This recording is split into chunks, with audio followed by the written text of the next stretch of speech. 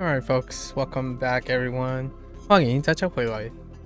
今天是第330，8天。Let's say 338. Nothing from yesterday. I think it was barely alright. I kind of went into digression heaven yesterday. Let's see if we can tie this up. 2.5 hours ish. Kind of on the high side today. 括弧括弧括 include 括弧 include curves or arcs, parentheses. Makes sense. 括弧 How you write parentheses? What the oh my gosh, I don't think I've ever read. I'm not sure. Hesses 把柄 bobbing. Bobbing, like grasp, right? Grasp handle. Oh, that type of handle. Bobbing. 把柄肥沃肥沃 肥沃 so fat and fertile.肥沃肥沃瑕疵瑕疵瑕 what the 瑕 coerce and 持 oh yeah, this one's a little coerce and then support. What do you have written? You take a hostage is to coerce people into doing what you want by supporting someone firmly by the arms and refusing to let them go. Okay. All right. 瑕疵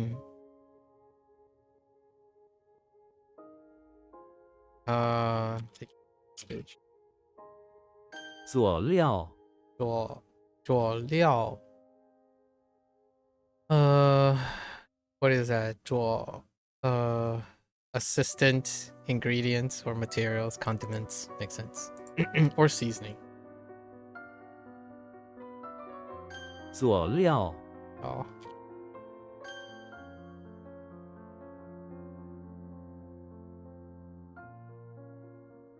How does quo work? Oh, you gotta clean. Yeah, okay. 括弧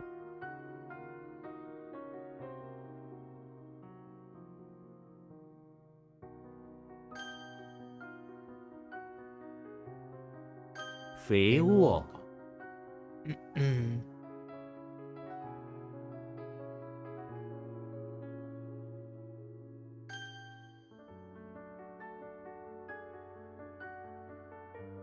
瑕疵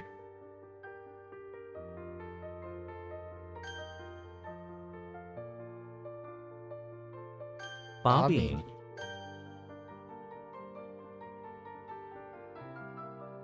佐料 All right. 隧道隧道隧道 tunnel way. Okay, that's a tunnel. All right. 隧道西武一五 deceive and 五 insult, deceive and insult, bully.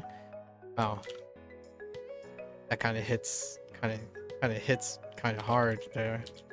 西武粘贴粘贴 yeah, to paste. So this is glue and paste, which is 粘贴 粘贴粘 oh 贴贴 is classic. 俏丽俏丽 Chow is good looking and then pretty or beautiful, just pretty. 俏丽独酌独酌读着 alone 着 oh alone and or wine. Yeah, 独酌 make it low. Ah, I don't want to talk about it.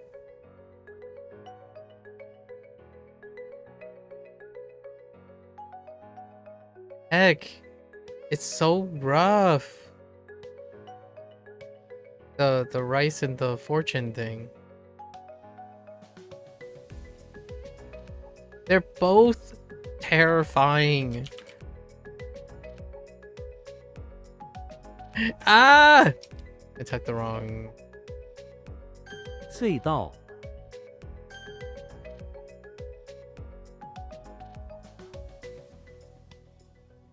俏丽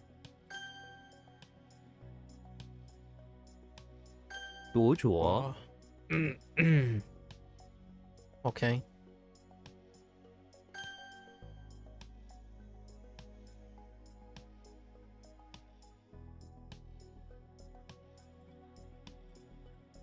Nian is not good. Like, not. 粘贴 Mm. Mm. Hmm.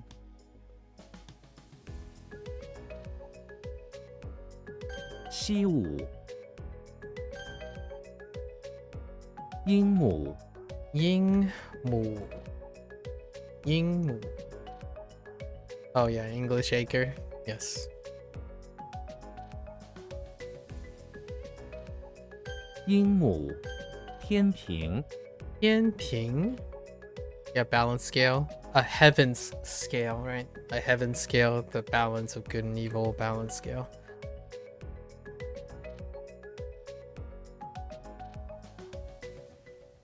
天平弧形 弧形. The shape of an arc. A curve. Yeah. Nice. Oops. Ah! 弧形戳 Chuo to jab. I wonder if this can like what is it? Chen chuo. Oh, I don't think that sounds really weird. Chuo chen maybe, or like beat. Chuo ji or ji chuo. Or it could just be hand, like chuo xiao. Chucky is in front of the office building where he is torturing a turkey that is tied to the side of the building. All right. He uses his halberd to jab the turkey. In fact, his jabs are so fierce that it sends feathers flying everywhere in front of the office building. Okay. Actually, that's really good. Oh, puncture. It could be pierce. Is it pierce? Oh, no, it's not.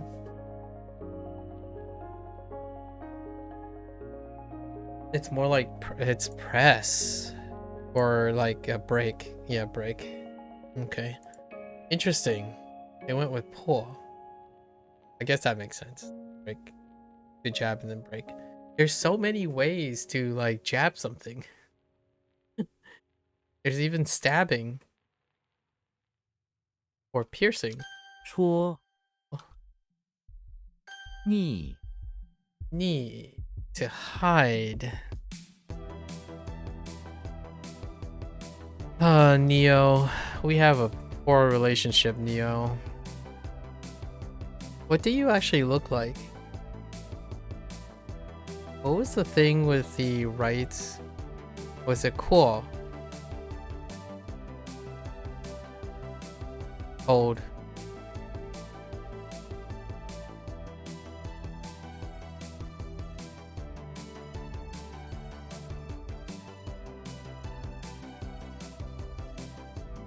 Uh-oh. Oh no, it's raw, as if, dang it, raw. It's a roll in a box. Yee. Yeah, roll is a weak character. What is this? Why? Alright. Conceal. Oh, this could end up with it like ni chang. Yeah, like ni chang or something. Oh, but conceal could also like darken. Ni mo or something like that. Neo's in the bathroom of the house trying to hide from Agent Smith. He finds a large box of flowers and empties it out and then puts it on top of him behind the shower curtain. The next second, Agent Smith comes into the bathroom looking for him. Neo is nearly about to cough, so he buries his mouth into his armpits. Agent Smith looks at the overturned box suspiciously, but does nothing and exits the bathroom. Neo has successfully hid from the agent.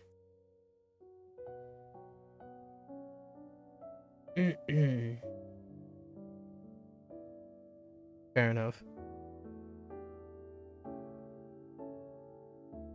Anonymous. Wow, that went somewhere else. Neeming, alright. That went really somewhere else. 逆 Neat.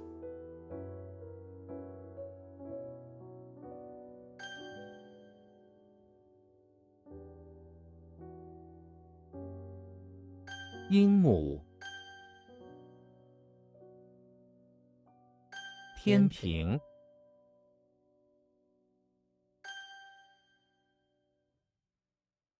逆 Okay.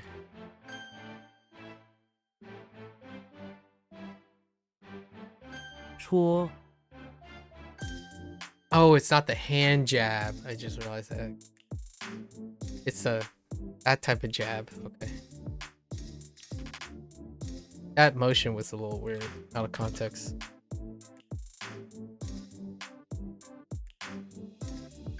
Husing. All right. Try. Oh no, it's the prospector. Prospector is all over the place.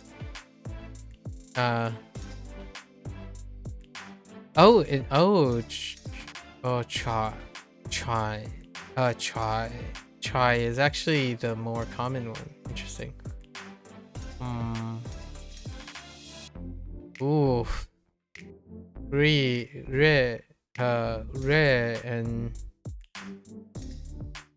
and try. Okay. Chucky is in the basement of the high school where he's organizing all the fingers that he has cut off people's hands. Fair enough. He's trying to conjecture which belongs to who as he forgot to label them.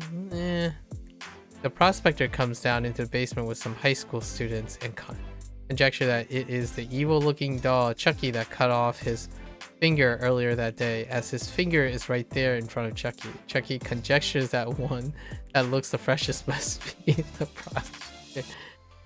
Okay. I think that is certainly workable. To speculate. Right, yep. Got you. To try to figure it out. Try more. Oh, there it is. Oh. To rub it out. Okay, I see. Interesting. Try. Oh. 折 Oh, excuse me. To fear? When was the last time I had triple ears? Sure. Right? Sure to take a photo. Where's my triple ear gang? There's only one triple ear to take a photo. Sure. And what was this? Sure? Sure? Sure. James Bond is inside the electricity plant undercover. Alright, I'm feeling it. Fearing the situation he is in. In front of him is a scary soul that floats in front of him. giving off electric pulses. Its ethereal form is 3 floating ears that rotate slowly, making all fear it. James Bond was not ready for this mission.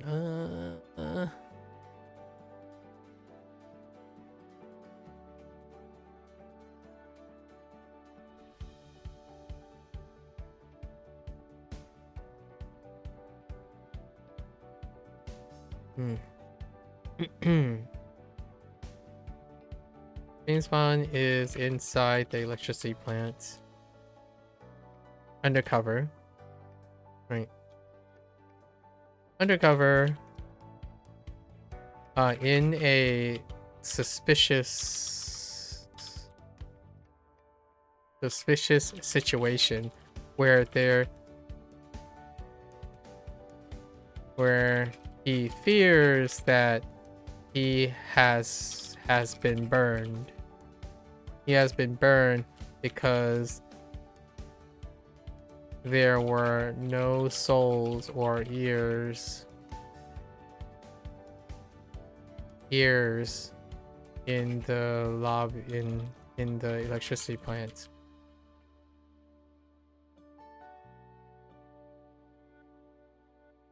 Deter. Interesting. 规则. Ah. Fair enough. 折 Okay. 梅 May? Mildew. Do you look like a May? Oh, you kind of look like a May. With rain, huh? Mario is inside the beach house by the bay. Okay. Stuck with a hit woman in a storm. It's enough trouble to dodge the hit woman's deadly assaults, but Mario also has to dodge the rain since the roof of the beach house is in disrepair.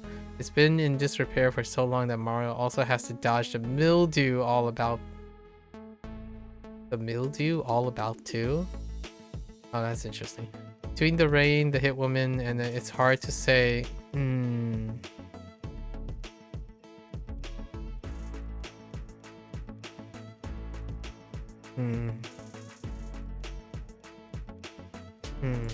Okay. So Mario is inside the beach house.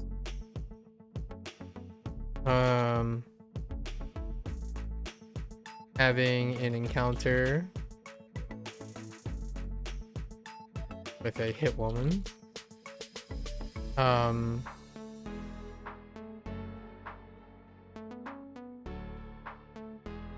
Taking shelter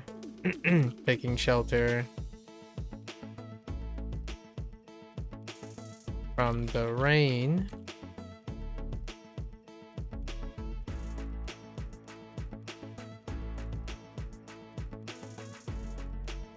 The beach house is somewhat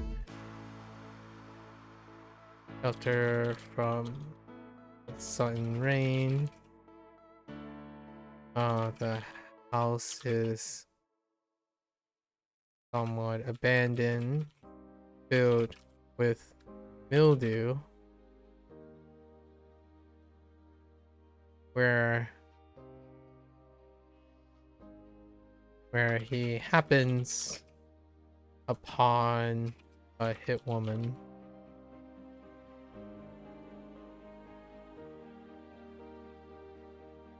They decided to mutually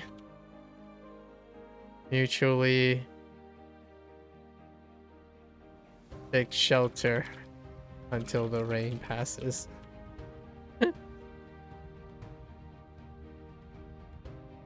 To have bad luck. Jiao? No. Dao Miao. Dao Miao. Interesting. The topple and mildew. Interesting, Dao Miao. Become mildewed Fa Miao. Fa Miao. No, Fa Miao. Yes, Fa Miao. Oh no, Fa not Miao. Mei. Fa Mei. And then Da. What? Dao. Yeah. Dao Mei. 梅 Mildew is not that strong in there. 坑 Kun.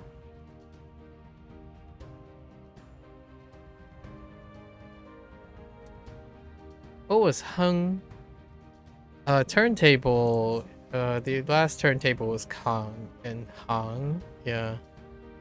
Or Kang. Yeah, Hang. Many Hangs. There's also a Hun, but it doesn't deal with turntable. And Kang. Now it's just suddenly moving to Kung. Two Kungs. Interesting.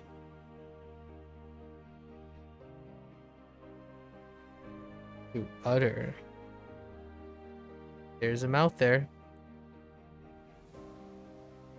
Hermit is in front of the English manor where he finds a strange ancient turntable playing on the immaculate lawn. Instead of a speaker, it has an English mouth attached to it that belts out the music, except the volume is too low, so it merely utters notes sporadically.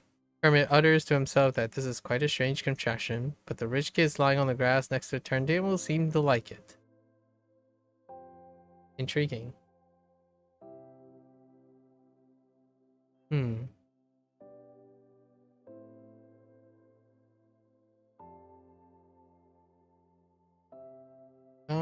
We're gonna try a different thing. Kind of similar. Kermit the Frog is in front of the English manor where he is hired to entertain the rich kids. He brought out a turntable and other singing notes from his mouth to provide some music for the kiddos.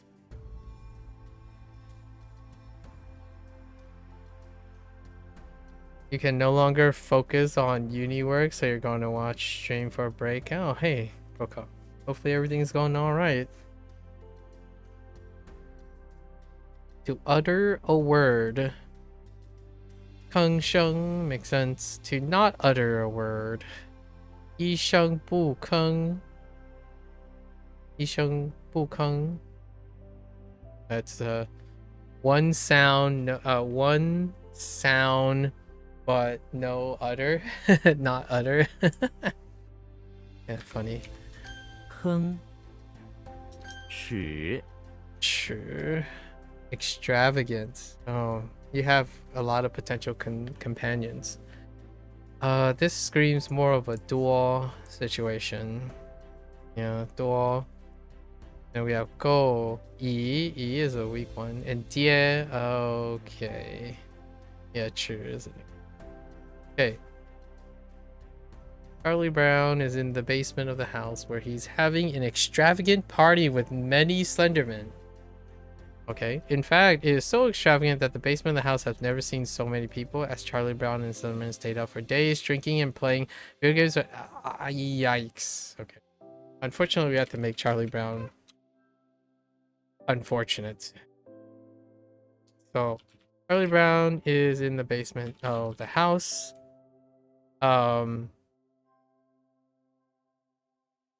Being held captive while many Slendermen throw in extravagant party at his expense. So mean. But we're sticking to the archetype. What is that character? Chu. I don't have the other. 曲 Okie dokie. Prospector. Finger, prospector. Oh, wait. Actually. Oh, it has to compare. We'll see how well that is. 揣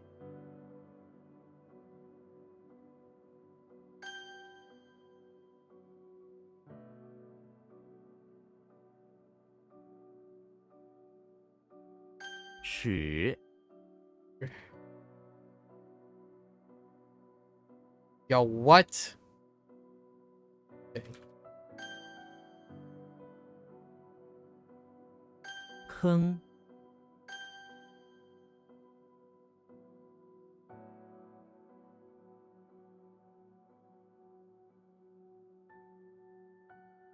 折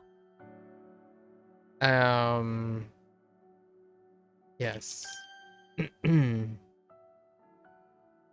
没 All right. Oh, I thought that was my third set. Okay. We got 157 reviews. Ooh, ooh. Second win. Let's go. We're gonna take it slightly easy.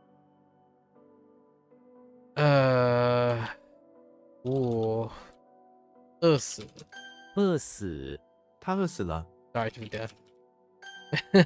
Or die of hunger. Fair enough. What? I went for it. No regrets. Total regrets.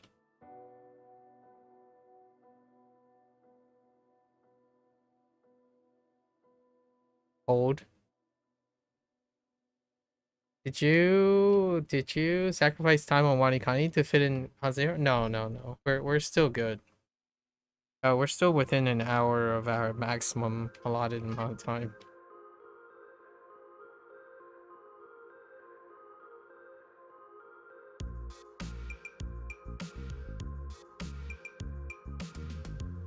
How does this work?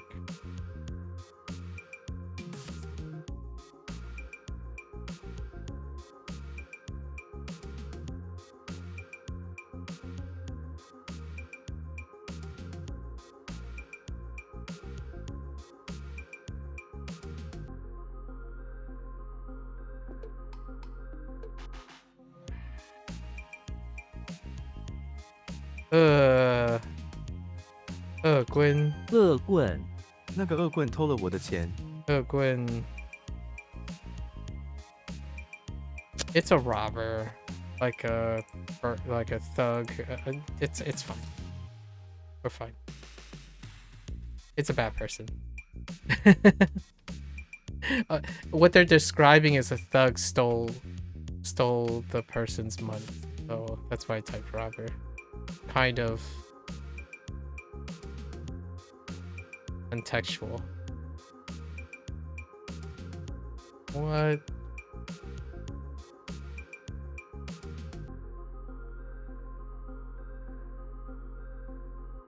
What? Hold up. That was unexpected.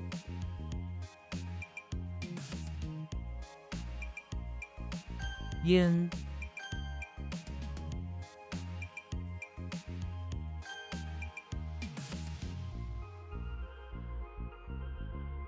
Oh, I thought it was a typo. All right.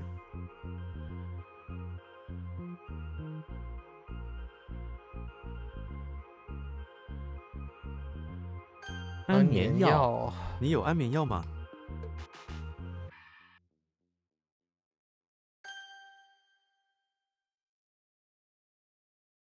包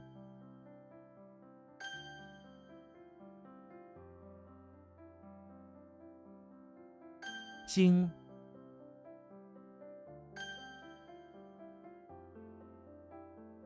Ah, ah, ah, ah.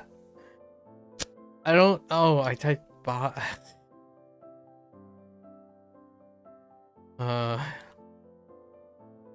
Wait, what the? 谁什么？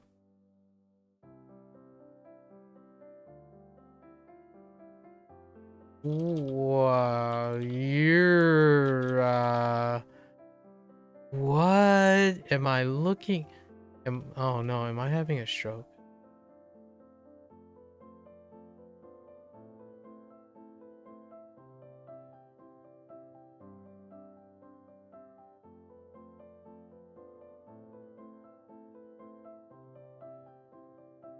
No.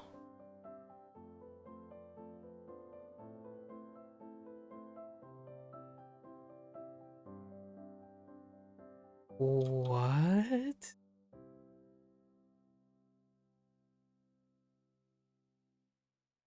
我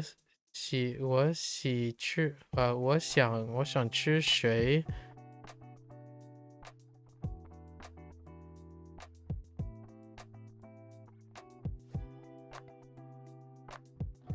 我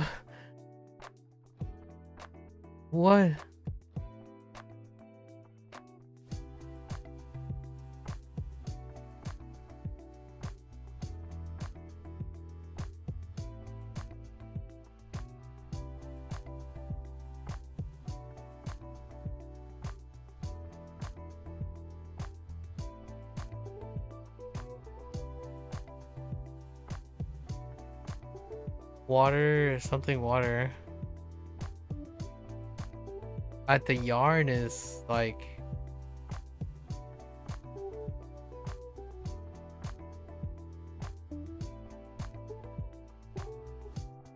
uh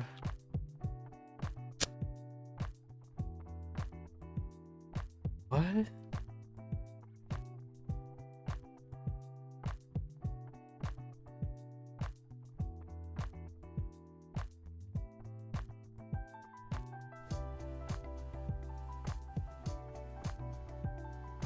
The sparks are bad news bears. Um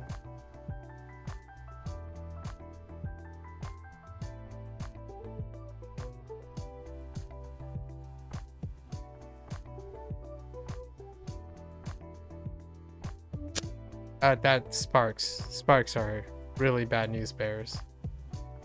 Yeah.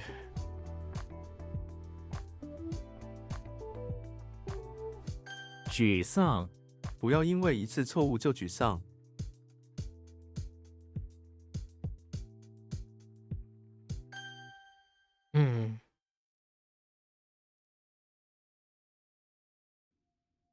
囤粮，战争期间，军队需要囤粮。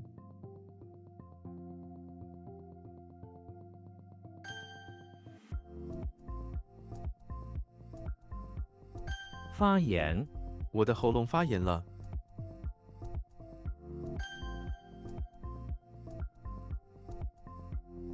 吹，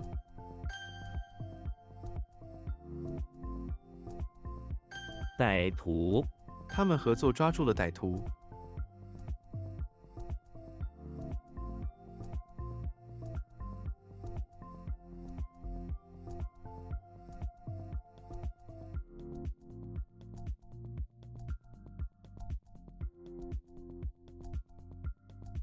How does the spark work with the mouth?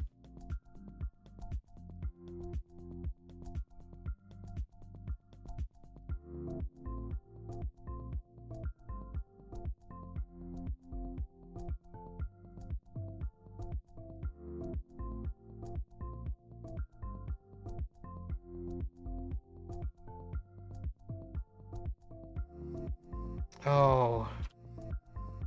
Oh my gosh, 哨兵 send 哨 help. 兵，哨兵站在大门旁边。Send help. And then what happened here? 国国际国际，国际法。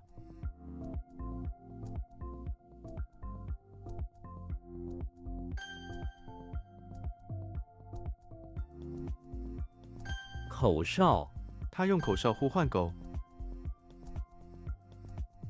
哈，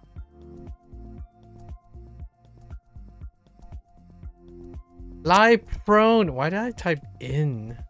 What is wrong with me? 苛求，他总是苛求别人。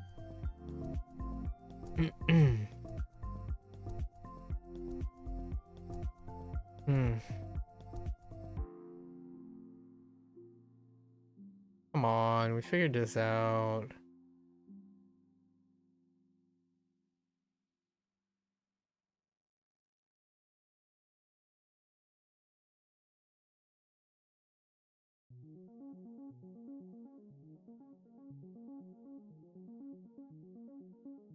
Ah, man. So weak. 棍子，那根棍子很结实。 Quinn is so weak. What?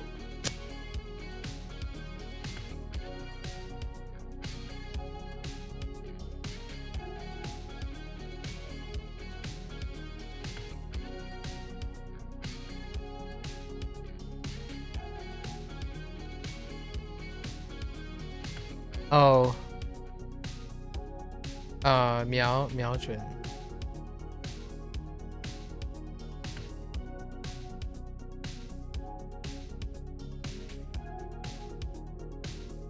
运， Oh, that's so bad. Oh no, this one's pretty good. 搓，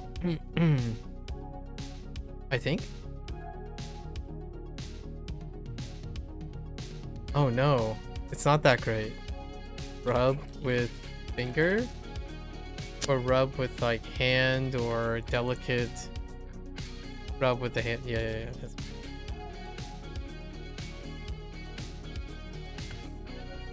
治， Stand erect is gonna. That's not gonna work. Okay. 古人，假人带着他们的货物前往城市。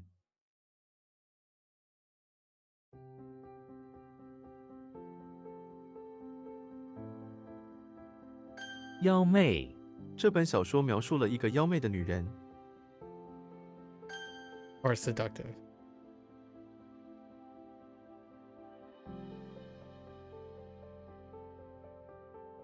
妖精，妖精施展魔法，帮助了英雄。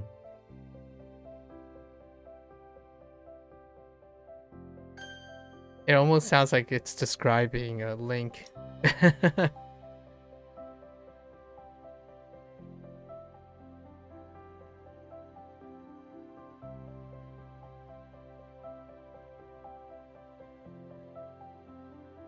A fairy influencing a hero.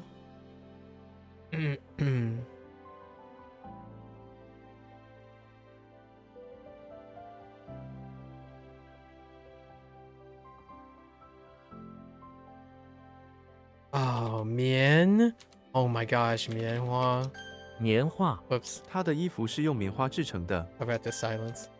I got so caught up with the 笨，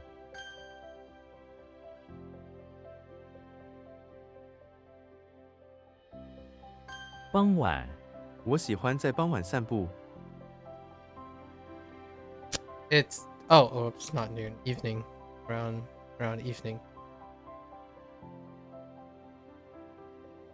瞄准， 士兵瞄准目标，等待命令。 瞄准. Oh. Maybe like take aim.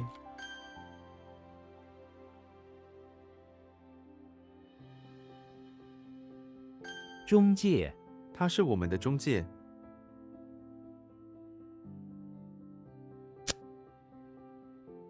Or like introduction.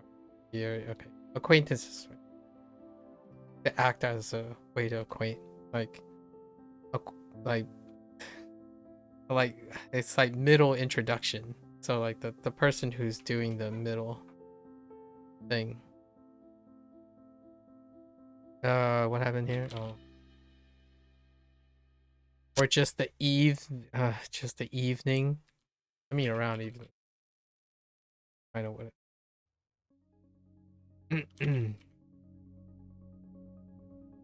接纳， 他们接纳了新的团队成员。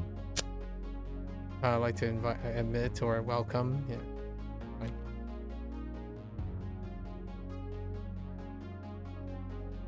My M button. 婴儿， 婴儿正在哭， Ah! It's just baby. Baby? Oh no. I can't Bell. Oh my gosh. Oh my gosh. 账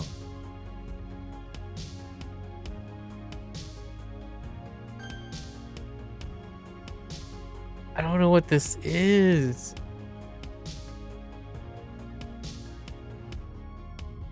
What? That yarn is throwing me off so hard. Oh, maybe it's just... Why? Okay. Oh.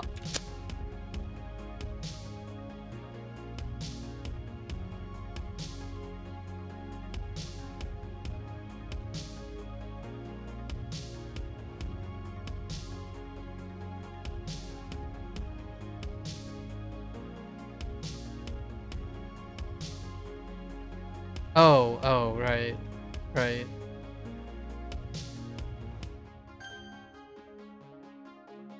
惩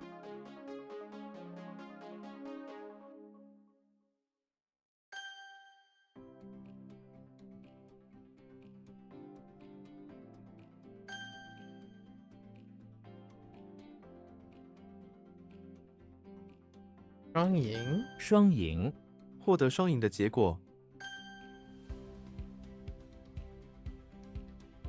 商贾 许多商贾聚集在港口。 What are you? Why is that a thing? Maybe like...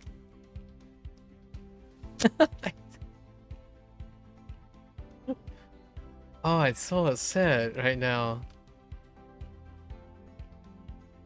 Oh. Oh, no, wait, that's... 赢 切 切 No, 秋 Oh, I just realized that's pool. 普及普及法律常识。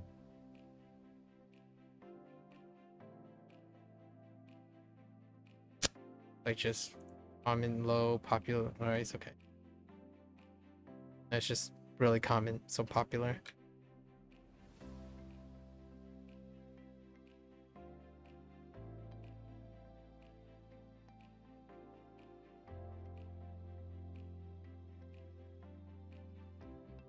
干枯 土壤在没有下雨的时候很容易干枯。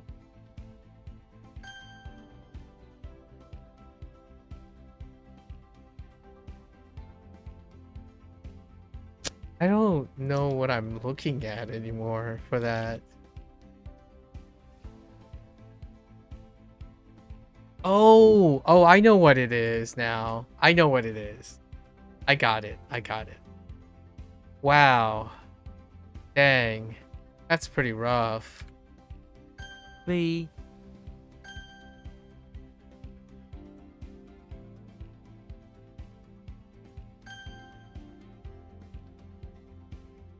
What happened here? Oh, I add line in prone. What in the world?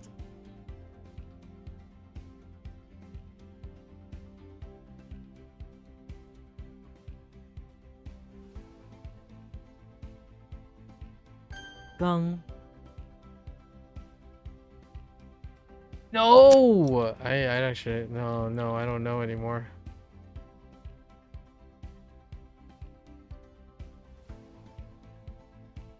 What? 四肢 它的四肢很有力量。 I promise I'm not deliberately not typing M's.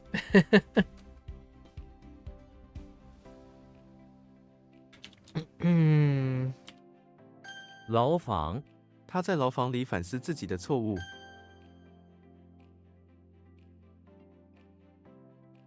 谈吐 在会议中，他的谈吐清晰明确。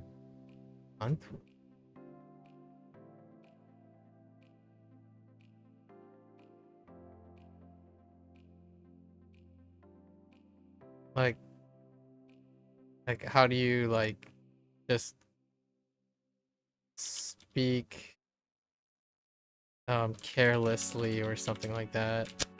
Like talk, manners. Okay, okay. Oh, it's a style of okay. Oh, that's interesting. Who ended up being Bert ended up being manner of speech. We're not gonna worry about manner of speech thing.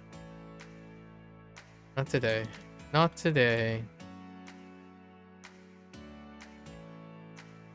沙丘，沙丘是沙漠中常见的景象。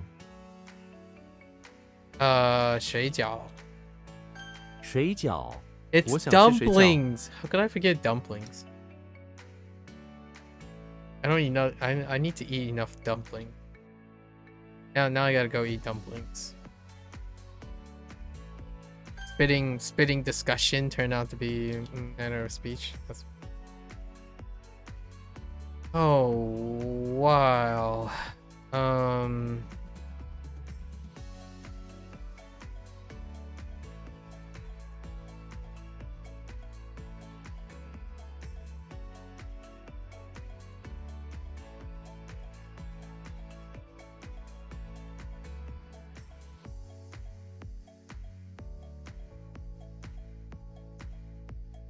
What in the...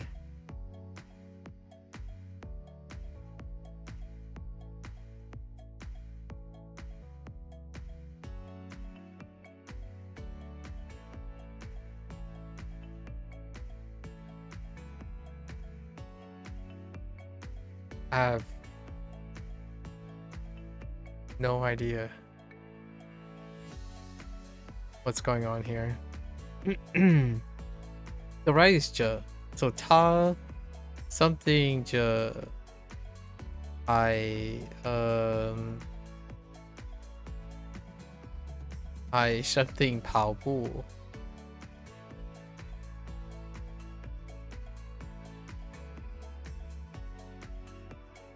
I'm gonna say 海苑. No. What is that? Tower. Turkey spray. No, the center one either. Probably running by the sea line. Oh, or coastal. I don't know what that is.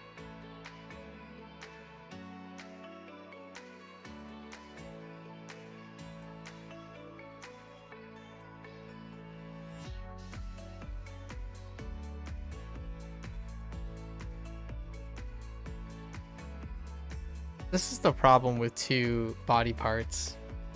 Body parts have to be tied to the character if I'm and to use it to remember something. Could it be because it's fins? No.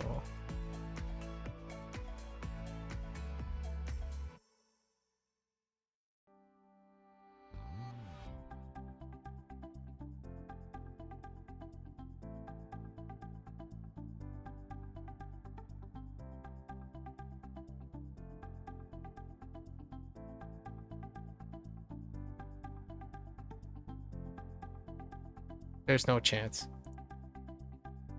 It was yin. It was along the coast, like along the river. Or no, along the beach. Wait, I'm not... Ton. A ton.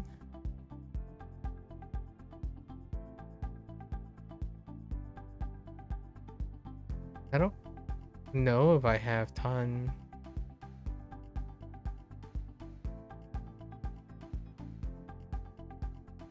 Alright, let's go. Along is not good.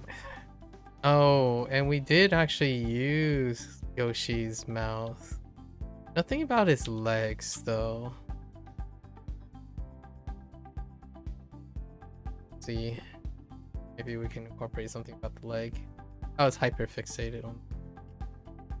肢体，手臂是一个肢体，伤， What? what else do they ascribe to that?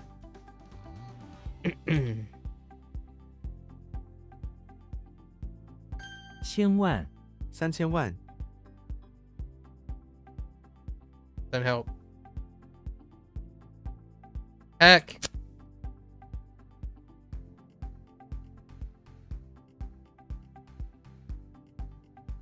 聚集鸟类常常在这里聚集。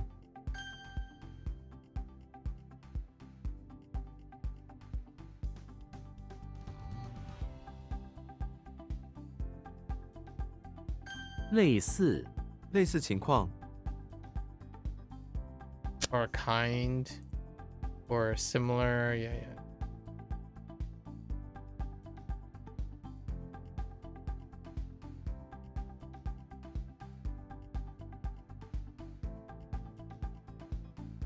爬山星期六我们去爬山吧。 Ah! I lost all my... Oh man, I lost all my... Let's climb a mountain. Send help. 沿着他沿着海滩跑步， Ton? I really don't remember ton at all. How is this in a... I gotta double check. I gotta check this. I don't remember ton at all. Oh, I don't. That's because I don't have ton. Okay.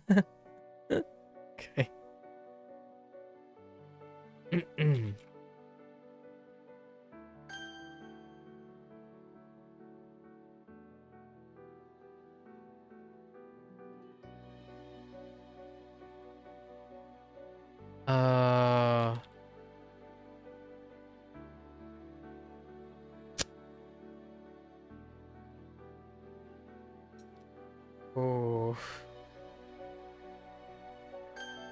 Or hike. Yeah, that's fine. Merchandise? Oh, no, wait. Is that? No, no. It's like a shop or sale. Okay. A merchant, sorry.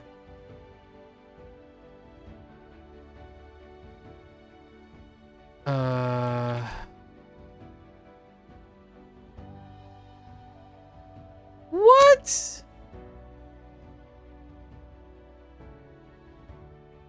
Oh, whoops. What? Wait. Hold up.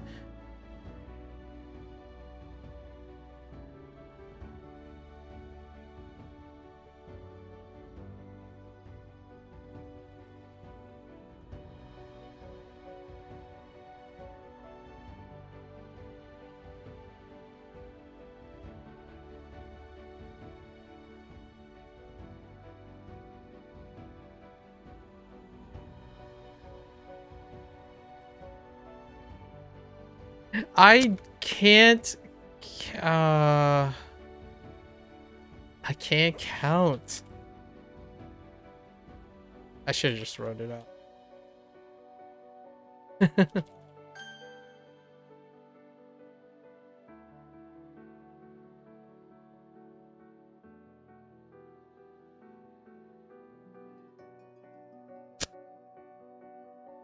What is that?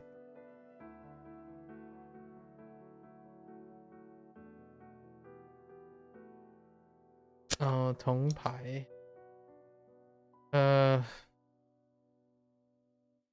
Hold on. Let's think about this. “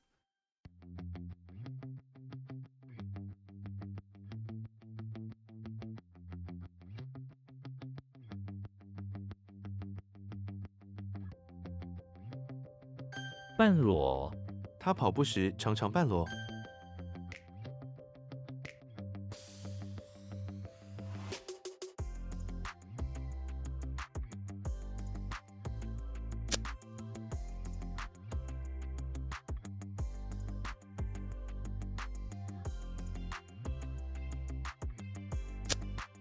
What?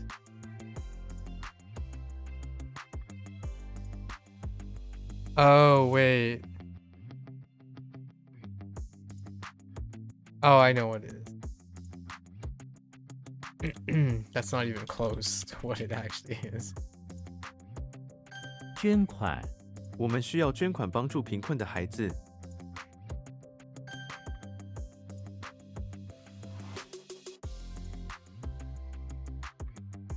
睁开、请睁开你的眼睛。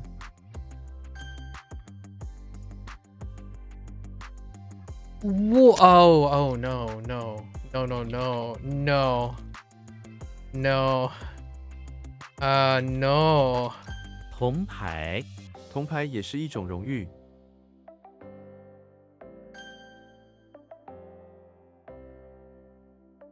竞选、我们支持他竞选总统。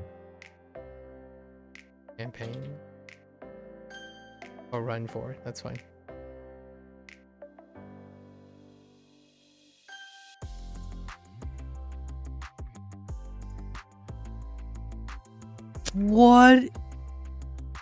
What is going on?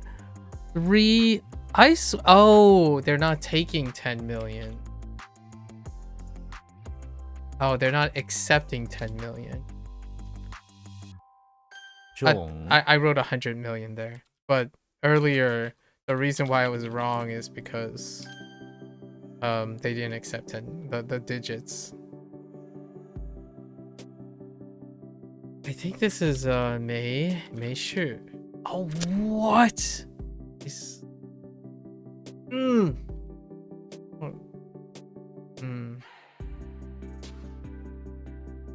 Oh.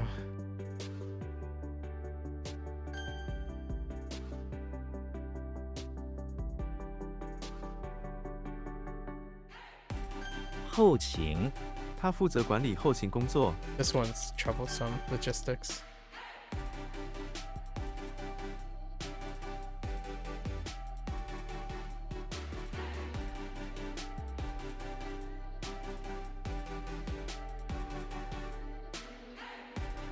驾驶、他的驾驶技术非常优秀。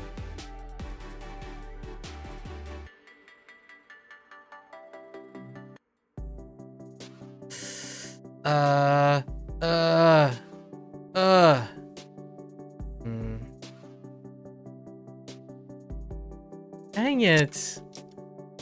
I don't know what that is. Okay.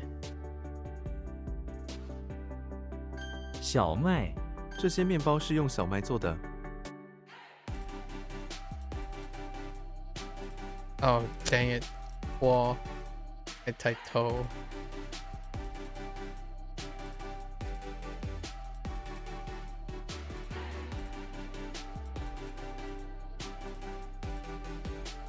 Yeah, 建筑师。建筑师、建筑师设计了这栋建筑物。 Oh no, it's twin. Oh wait, is it twin? Oh no. I thought I was okay. I was not okay. 地毯、这块地毯很柔软。聚会、聚会地点在哪里？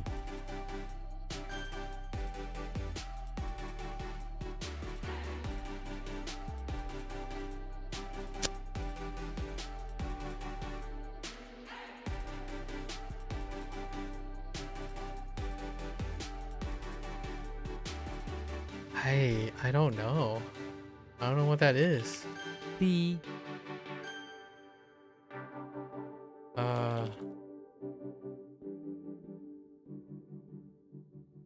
某事、借此机会做某事。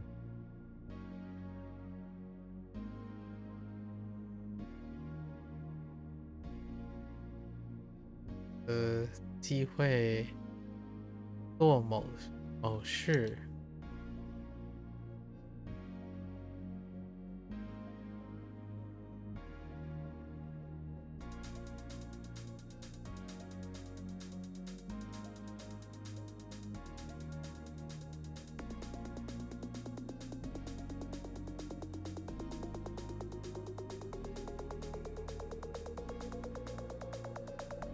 It's like Not small things. Okay. Minor things. Okay, okay.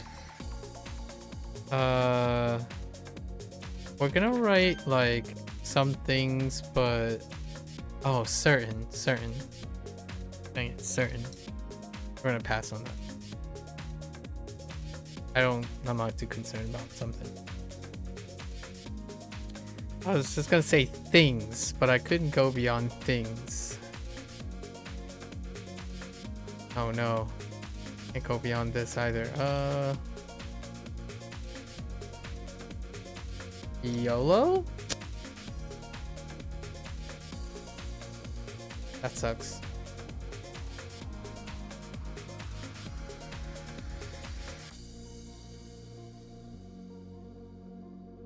闭幕式，闭幕式包含很多表演， Okay.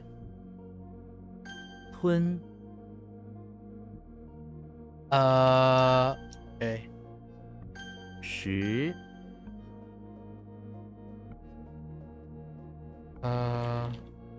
包括， 税金不包括在内。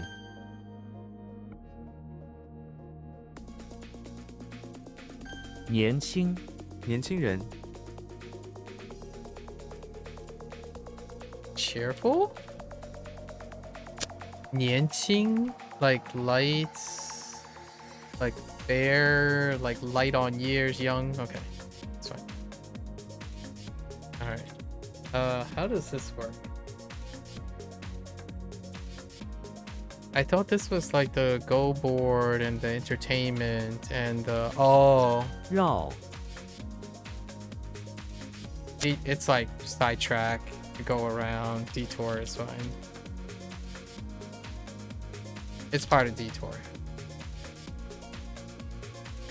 Oh.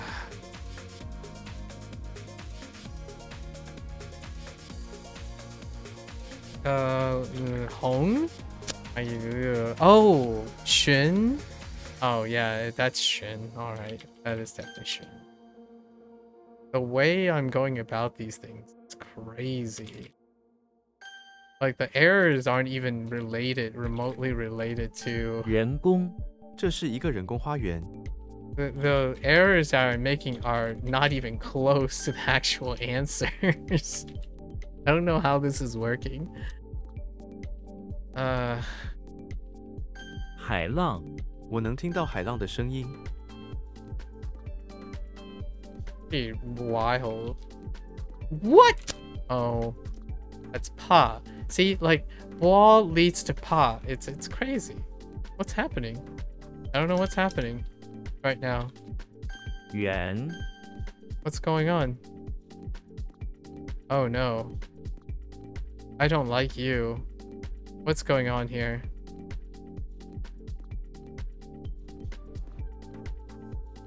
The heck?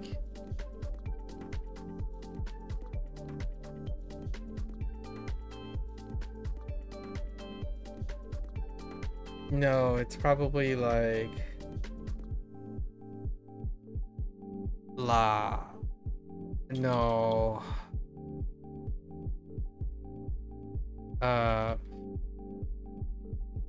Shoot.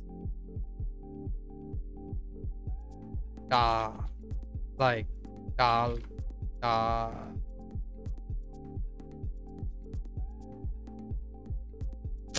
It's like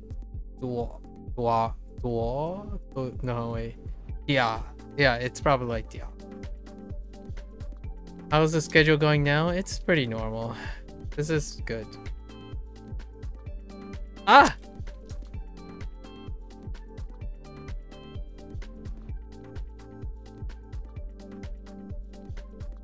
念念不忘， 要有多坚强，才敢念念不忘？ Yeah, it's like lia. Yeah, liang.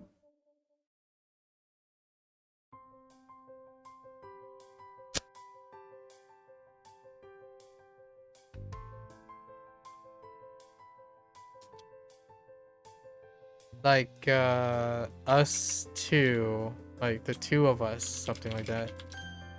Yeah. What? Oh, Dan. Ooh, okay. Dan needs help. How do I improve on Dan? Oh, it's Dan. Yeah. Whoops. Yeah is the other way. Yeah is this one. It's fine. Dan is gone. We is gone. It's just disappeared. 国家，美国是一个国家，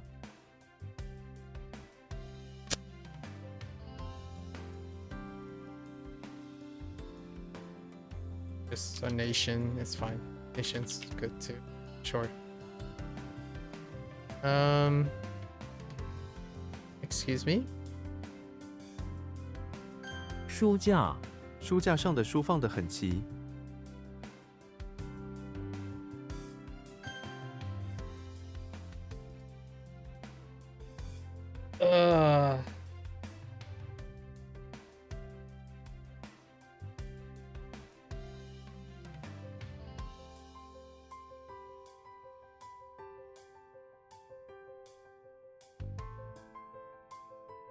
Thought it were...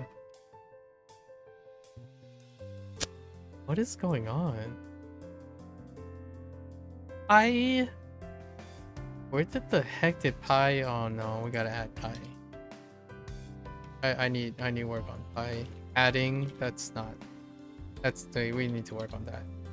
We've since added the fingers of the peep, so gotta retroactively change all the fingers things. 燃，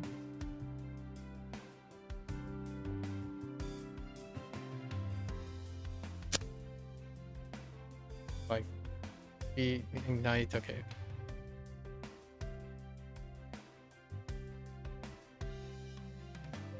I think this is Anning. 安宁，一个安宁的早晨， I don't know what the Anning is. Peaceful? Peace? 工具，一种工具，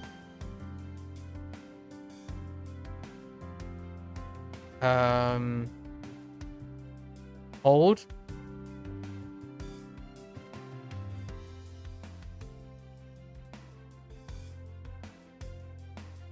The heck?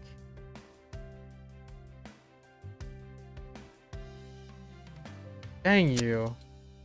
What is that? Oh, this is shit. 寻， Okay with that. 健康， 我真担心他的健康。 And John, whoa. What? Oh, that's supposed to be 2. John, yeah. "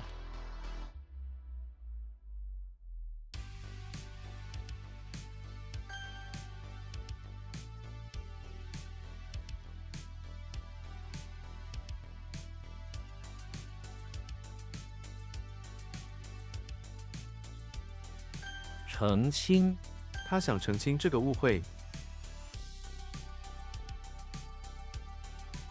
咱俩，崩，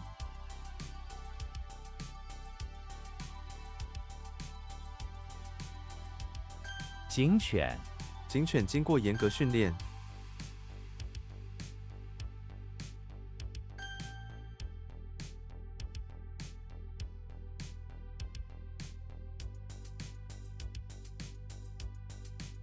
I just gotta review that one. It's a little bit rough, but not too bad.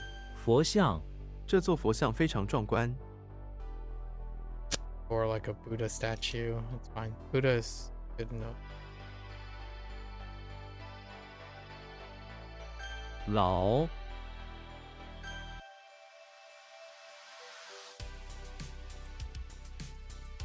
Ah!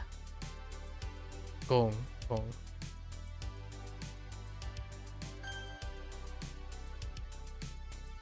Oops. 拱， What is it, like consolidate? What? Wait. What?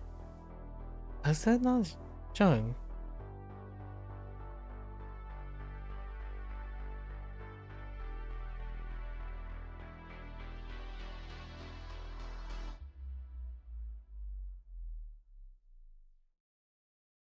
Oh no.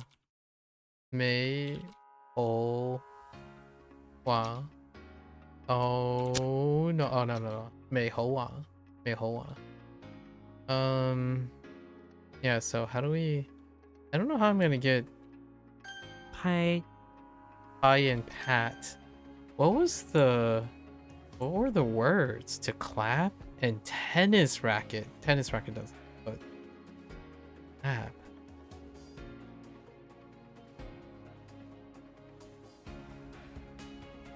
美猴王 Monkey 我 King. 听说《美猴王》这部电影不太好看， You take that back. 木当口该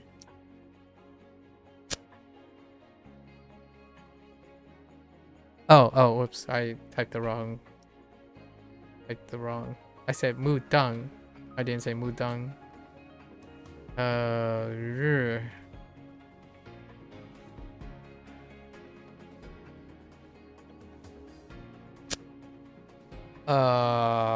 Big Buddha statue, image of Buddha. It's a Buddha statue.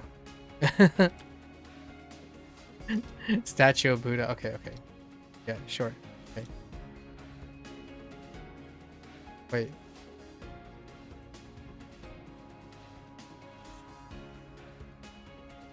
Oh no! Wait, what? Alright, let's think about this. It's on 按 post or short. Sure.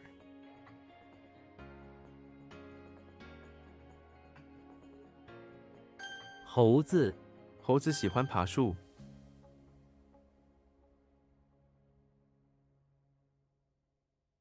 行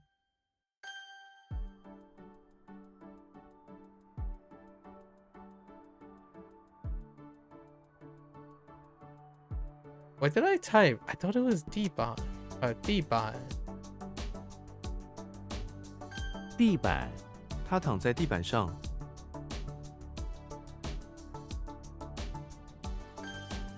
Oh, the board, yeah. 善 Or maybe like virtue. Or kindness? It doesn't matter. Word. Okay, sorry. Outburst. 地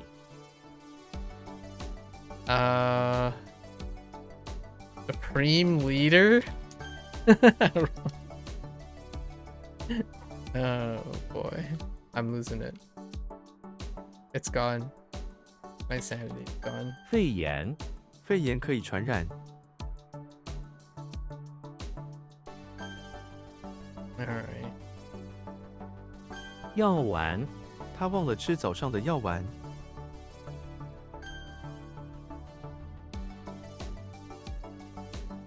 Oh. Howdy, boy. Howdy. Is that a you?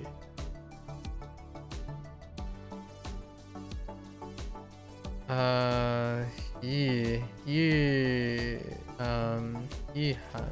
No, Yiho. Oh no.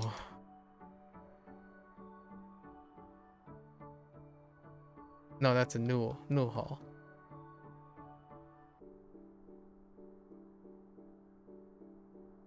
T? You are not. You are a Ying.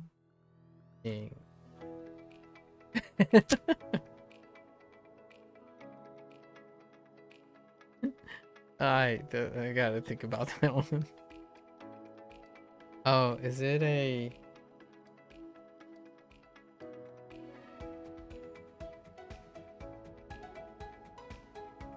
Alright, okay, I got it.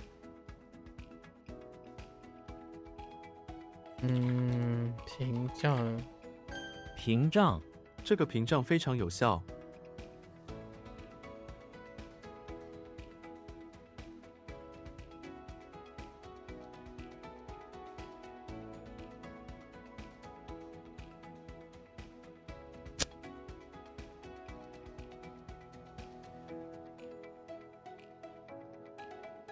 What? This monitor? Protective screen. Okay, it's fine. 翼， I don't know what that is.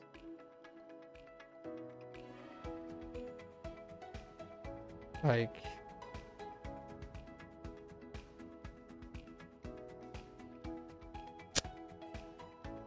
Oh, it's recall, the reminisce thing. It's fine. They're both together. We're gonna skip that one. Too soon. 目瞪口呆，我听到他的话，当场目瞪口呆。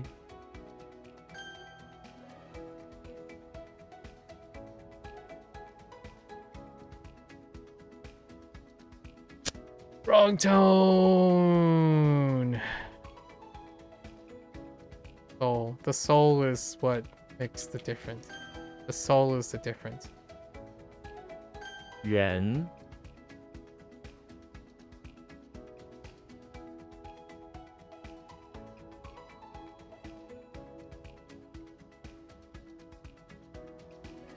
Again, benevolence. Can help. 怒吼，老虎的怒吼吓跑了猎人。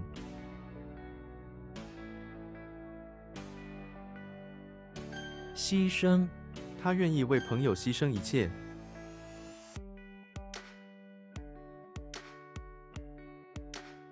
What in the world? 描绘，他用词语描绘了这个城市的变化。 Depict?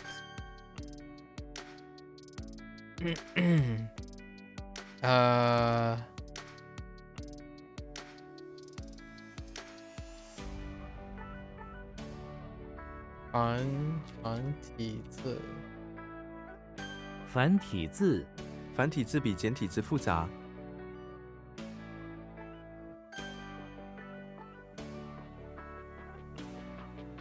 What? Wait. Oh, that's probably T.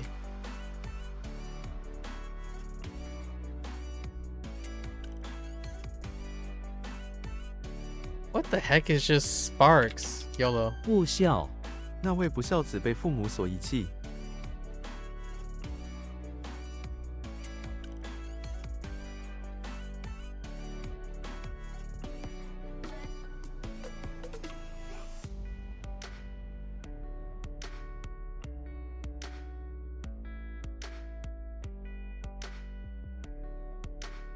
Like unworthy.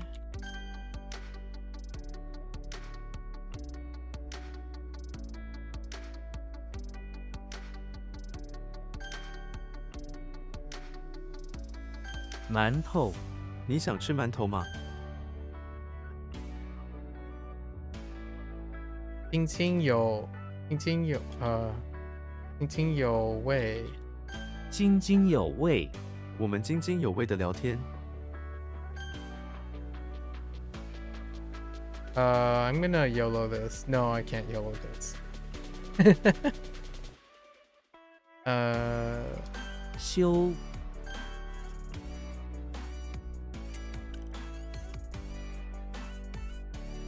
焊接，工人正在焊接这些钢板。焊接。Oh.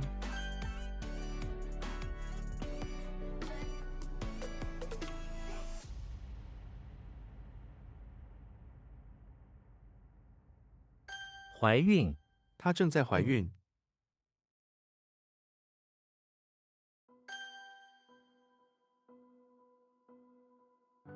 框架，这个计划需要一个明确的框架。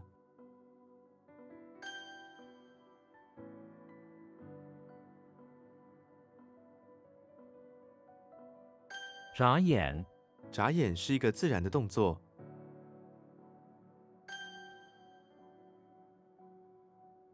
Yeah, T. T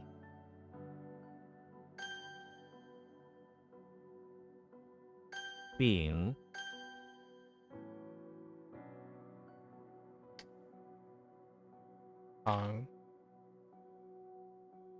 唐诗，唐诗是中国古代文学的一部分。 Okay. Slowly, but surely. 行， We're doing okay. It's like, okay. Ooh, that's punishment. Is it?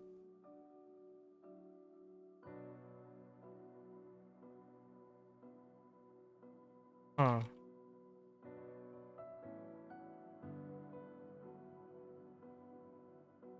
What in the world? What? Oh no.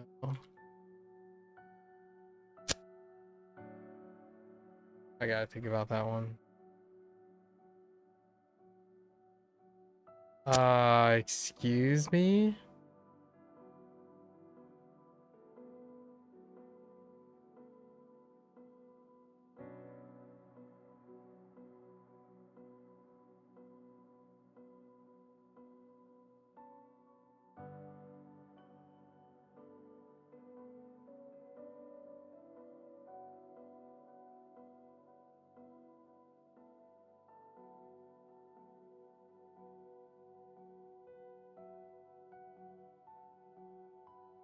Hmm. 圣，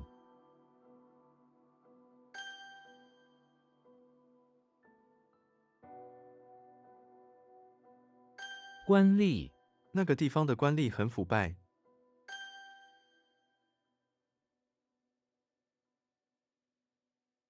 君子，君子应该说话诚实。 Oh, gentlemen. My bad.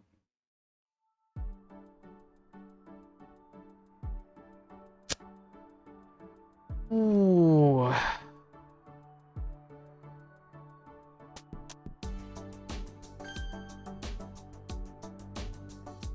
猪， Okay.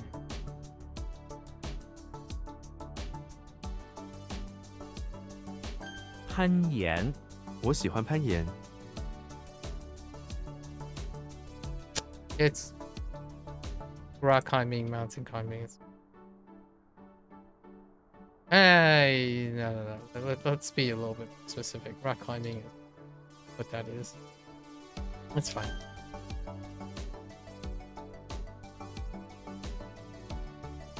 They're back at it again. Usually takes 2 hours. This usually takes 2. Uh.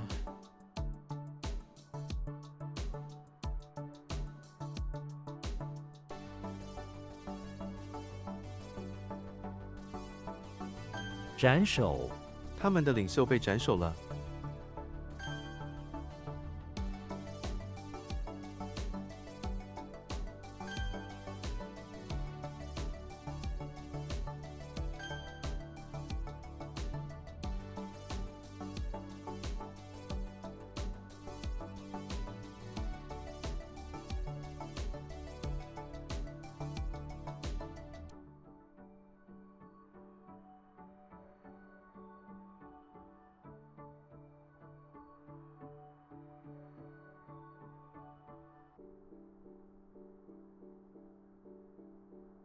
Oh.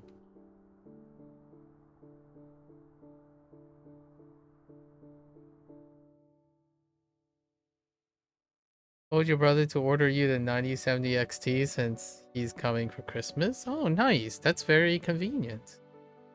Very nice.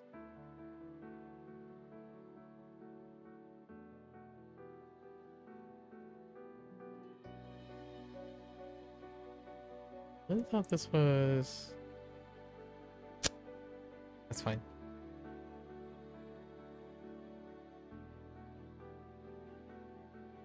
车厢，他们正在清理车厢。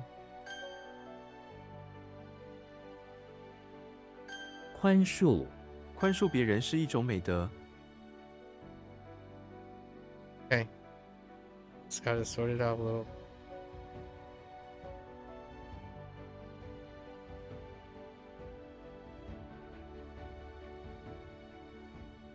Now you gotta hold off on Aeon for 1.5 weeks. Yeah.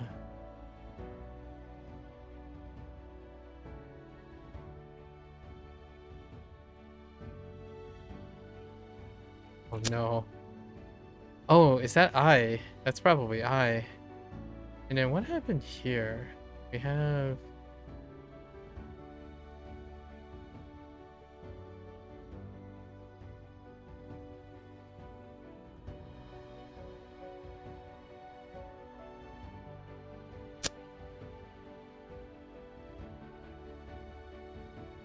Oh, I typed the wrong thing there. It's fine. I'm like, I don't think I got Yao Qing. Yao Qing. Here, right. Typo. Uh...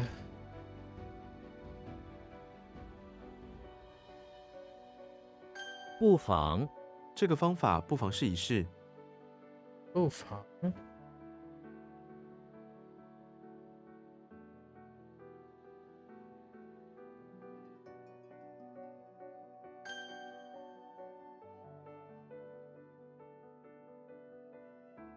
邀请，你为什么不邀请他？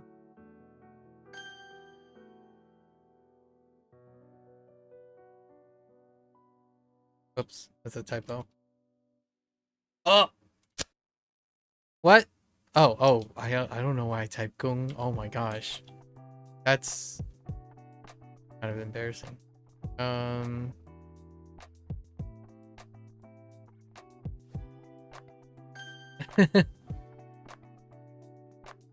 分泌，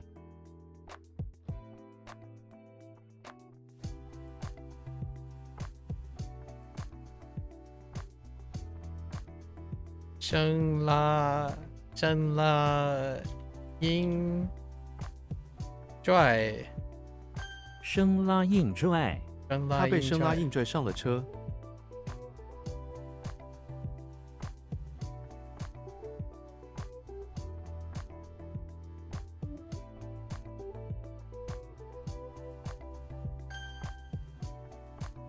This is I. 爱， It's like in Mogwarts. There's so many like upper nouns.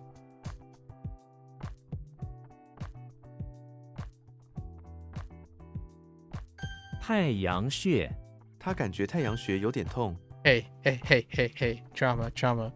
A sun cave or a sun hole is a temple. How do you feel about that? One day you can go like when you visit Japan, it's like, oh hey, I'm gonna go visit Kyoto's sun holes.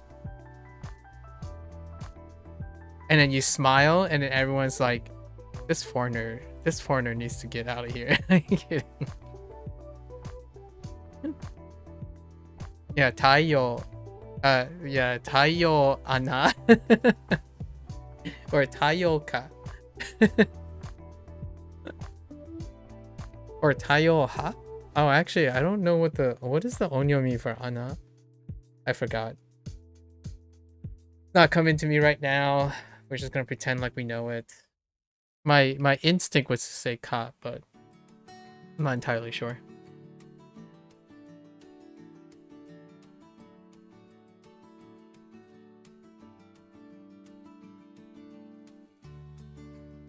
I YOLO'd that so hard.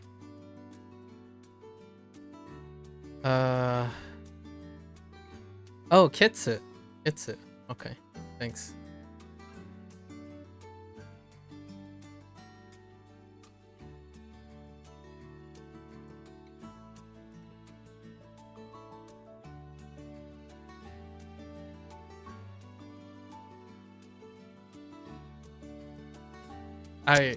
No.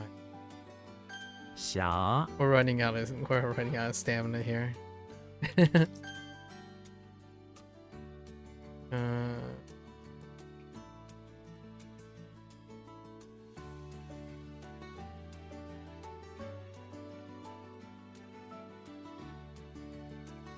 浑浊。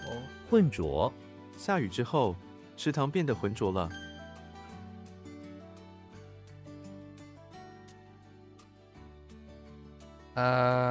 成什么？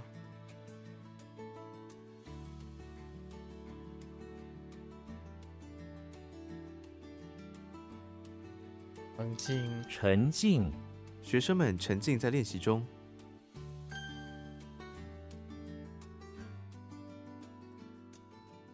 炉灶，他把木材放进炉灶里。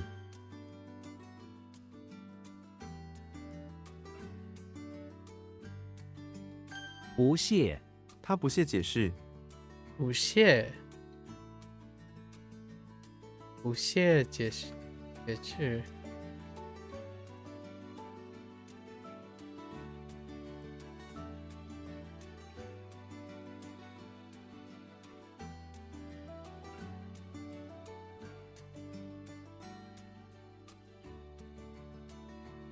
Like not it, so not disdain. Okay, that's fine.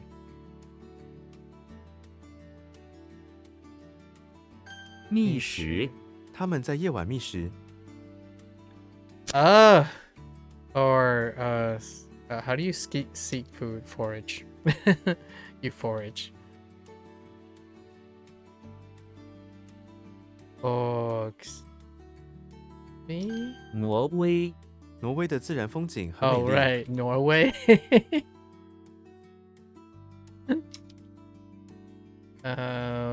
I really thought this was like. Oh, I must be getting it. Oh no, that's flower. Flower.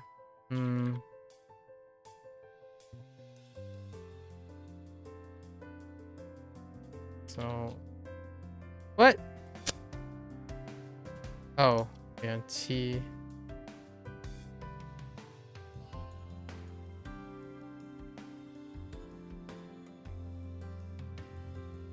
浸泡，种子要先浸泡1夜才能发芽。两栖，青蛙是一种典型的两栖动物。 Oh, I don't even know how to spell anymore. Alright, so how did the can supposed to be can? I think it's supposed to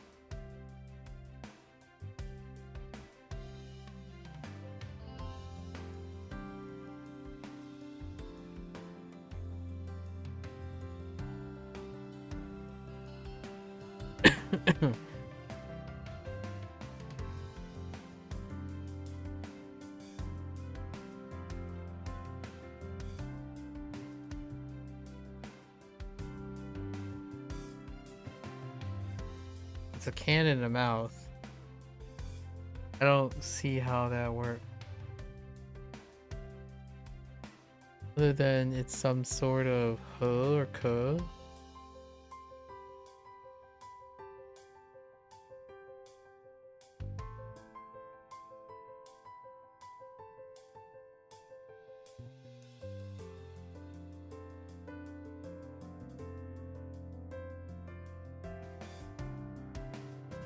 No, there's no chance.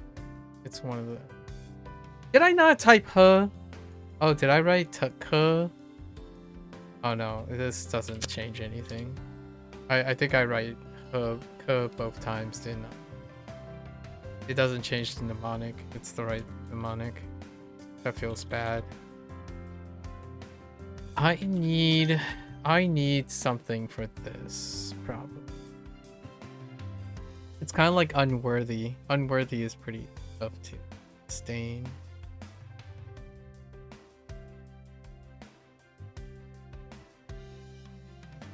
We're gonna write not one bit.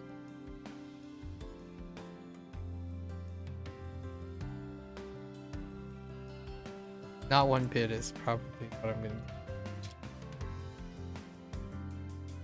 四，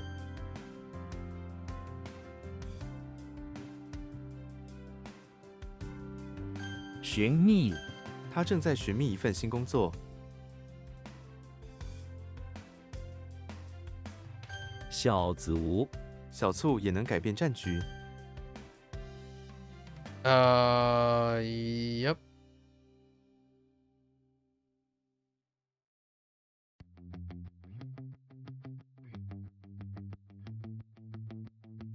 Jing. Vidix? Oh man, Vidix. Gang. What the gung?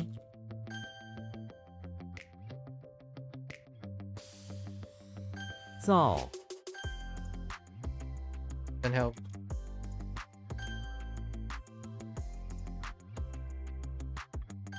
He. Yes, I did.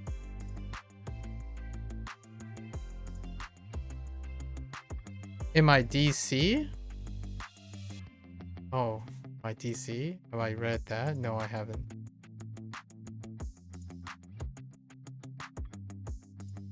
Wait. What? Have you read what I replied to in your DC?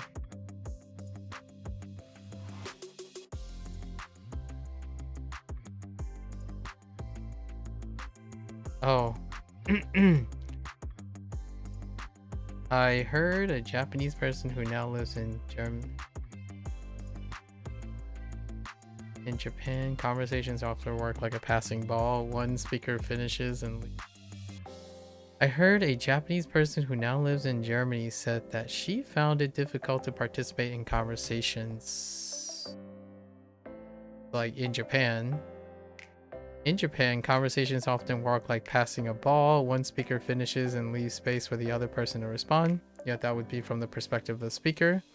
In Germany, people tend to signal that they want to speak or introduce new ideas while the conversation is still flowing. That's fair. Those are still signals though. So all of them are speaker, listener, speakers. Like speaker, listener indicators. Of course, this is a general observation about average communication style across cultures. At a higher level of communication, especially between people who are socially aware or experience, their cultural difference tends to matter less or disappear altogether. That is a very great observation. Largely because both the speaker and the listener are using multiple forms of communication. They are being able to signal in different ways.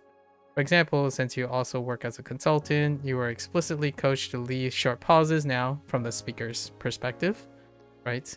And then so the customer has space to jump in or contemplate or process. And then they can ask questions, which is during the processing, and then participate more actively. You can also end with a question as opposed to using the pause to introduce, to lead if you want, if you're using a leading question. That kind of conscious communication largely bridges cultural differences. Yes. So oftentimes we have to keep in mind that churn is someone that's coming from a hierarchical age culture, and that age culture means that you don't respond until spoken to most of the time, right? And it's more of a you wait until your moment is allowed to be spoke. So it's heavily dependent on the speaker, and then usually the speaker is cognizant of giving the opportunity, the chance. However, when they are in their peer environment, usually the senpai, the older person, would be driving the conversation. However, if that person is inexperienced in creating opportunities of a communication, typically in that type of environment, generally those who do not lead or in a leading position tends to be like not participating in conversation until they are in the lead position.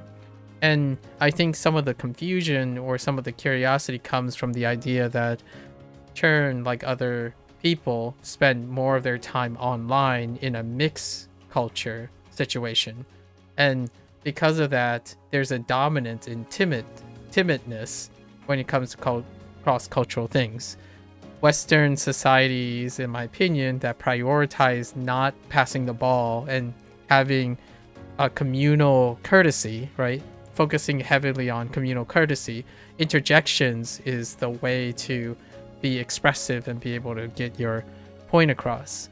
So in the scheme of the internet often promotes individuality, and then the environment that thrives with those who come from like a more timid, pass the ball etiquette style, they are herd mentality. So they thrive more as a herd, which is what communal communication is. It's often when they speak, they refer to us, a bigger group, and that bigger group creates weight for expectations. So when you're like in Japan or in China, it is expected that you follow courtesy and etiquette in a communal sense. Meanwhile, westernized culture, at least in my opinion, favors the individuals to have courtesy through interjection. So like, hey, I noticed that you're about to switch subjects. Before you switch subjects, may I add to the previous subject before we move along? That's one of the indicators. Like if the speaker is inexperienced at providing courtesy on pausing or letting people process, right? Meanwhile, in like like a more etiquette face culture stuff, it is the responsibility and the reflection of the leader of the conversation is supposed to be expected to have experience to provide opportunity for those to take their turn to talk. So in the long run though, internationally you can do both. Obviously you can with more experience you can determine what is the social order, and oftentimes it kind of comes off as kind of funny, where you have this situation where you have two incredibly agreeable people and they would do the thing where like, oh sorry, like you go ahead. It's like, no, you go ahead. And then both the individuals would do the thing where they like spend time, like I think it's funny. I enjoy it when you speak to a person who's skilled at communication and have like consulting experience. It's usually like whoever is more courteous or whoever is more agreeable, and it often comes off as also socially funny but not awkward. It's like it's one of the expectations. You come in, it's like, oh hey, I'm sorry to bother you, but you seem to know a lot of things. May I pick your brain for a moment? It's like, oh yeah, feel free. And then they're both individuals would pause for a moment, like, wait a minute, it would be this, like in the beginning it gets a little bit it can be a little bit interesting where you kind of like posturing to each other, like who should be the courteous, like who should take the lead, who should take the reign. So you still get these interesting interactions when even among experienced communicators, but it doesn't come off as a negative thing. So oftentimes inexperience in communication tends to feel like it's asymmetrical. The person that is the person that's insecure are asking the questions of, well, when can they interject or something. And one of the problems, in my opinion, online, I'm a little scatterbrained with this right now. One of the things I often concern is there enough opportunity to acquire those experiences? And oftentimes when you go online, there's kind of like a strong lean towards interjection, right? Like, but interjection mixed with courtesy. So often when it comes to the conversations, I would mix the two. I would ask something like, hey, I notice, like, I don't want to be rude, but I really want to say something in this position. So becoming more like a mix of both kind of goes a great... my strategy oftentimes to bridge the two is, hey, I noticed that you made a really great point, and may I add to that point before you move on to the next subject, right? So the idea is you can save the person's face. This is one of the Japanese and Chinese thing, where when you're interrupting someone, you may also be throwing off their conversation flow, and also at the same time, when you're interjecting, to if you're not mentioning anything and relating it to the thing they're talking about, it can be construed as rude, right? So oftentimes for the two things to mix together, you can interject and as well as acknowledge that you're following the current flow of it. Like, oh, hey, your topic is incredibly interesting. On the topic that you just mentioned about this current subject, may I interject and add a point of view and then allow you to like proceed afterwards, right? Like that's kind of the idea, to blend the two, at least in my opinion. It's not like a panacea for everything, but oftentimes one thing that is very incredibly inherent for both the Western culture-ish, like individuals,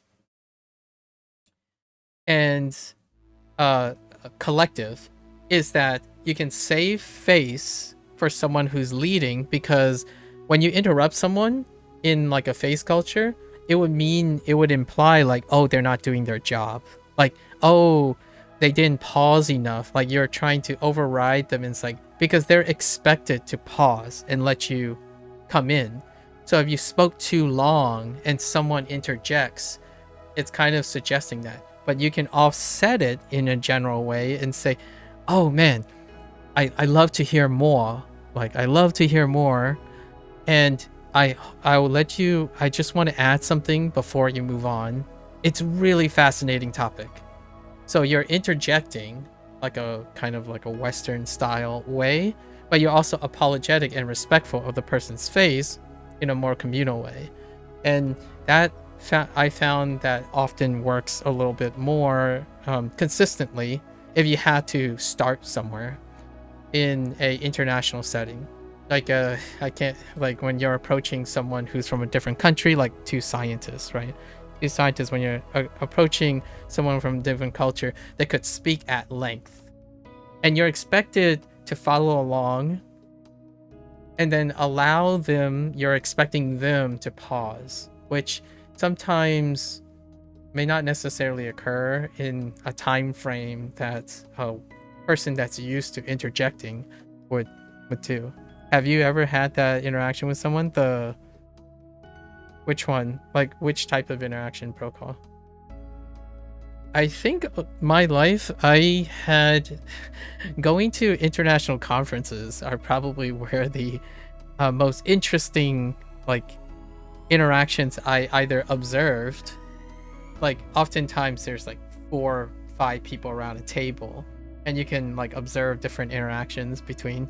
A lot of times it's like Indian, Chinese, and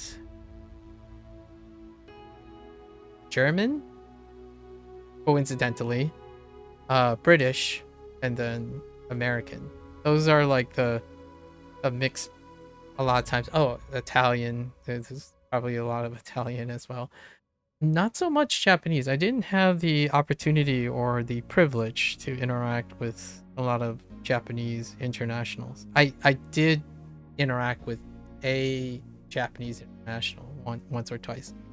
It's really interesting how well they adapt despite like all these like cues that we're talking about, like, oh, being apologetic and stuff. It's fascinating. And it's very, you don't worry, like, I don't know, it's like maybe more of a I've done this for too long and I don't notice it anymore situation. But a Japanese company bought the company your mother is working in. Oh, interesting. And how is that when they interact? Intriguing. Yeah, like for the thing that I can relate to churn, right? When churn is talking about, so when do you get in? When do you wait for pauses? Like, when do you do it? I totally agree with him. Like when I was a child, I only respond when I'm spoken to. Like what I mean is, legitimately the person who speaks to me, they have to pause before I answer, or like even pause, it usually ends with a question, or it usually ends with an information. So over time, that can end up making it very difficult to like get used to what happens when the power dynamic is the same. Like what happens when you're in a collegiate environment. And oftentimes politeness is universal, in my opinion. Politeness is the most consistent thing you can do. So whether you're interjecting or waiting for a time, your gestures and stuff have to take into consideration the acknowledgement of what is being said. And I think by default, that's a great icebreaker. You hold on to a thought, but you have to make sure that the speaker from whatever culture or something is acknowledged in a manner that they can continue, provided that you're trying to add something to what they're saying. Doing the thing where you're like, oh, hey, can I say something?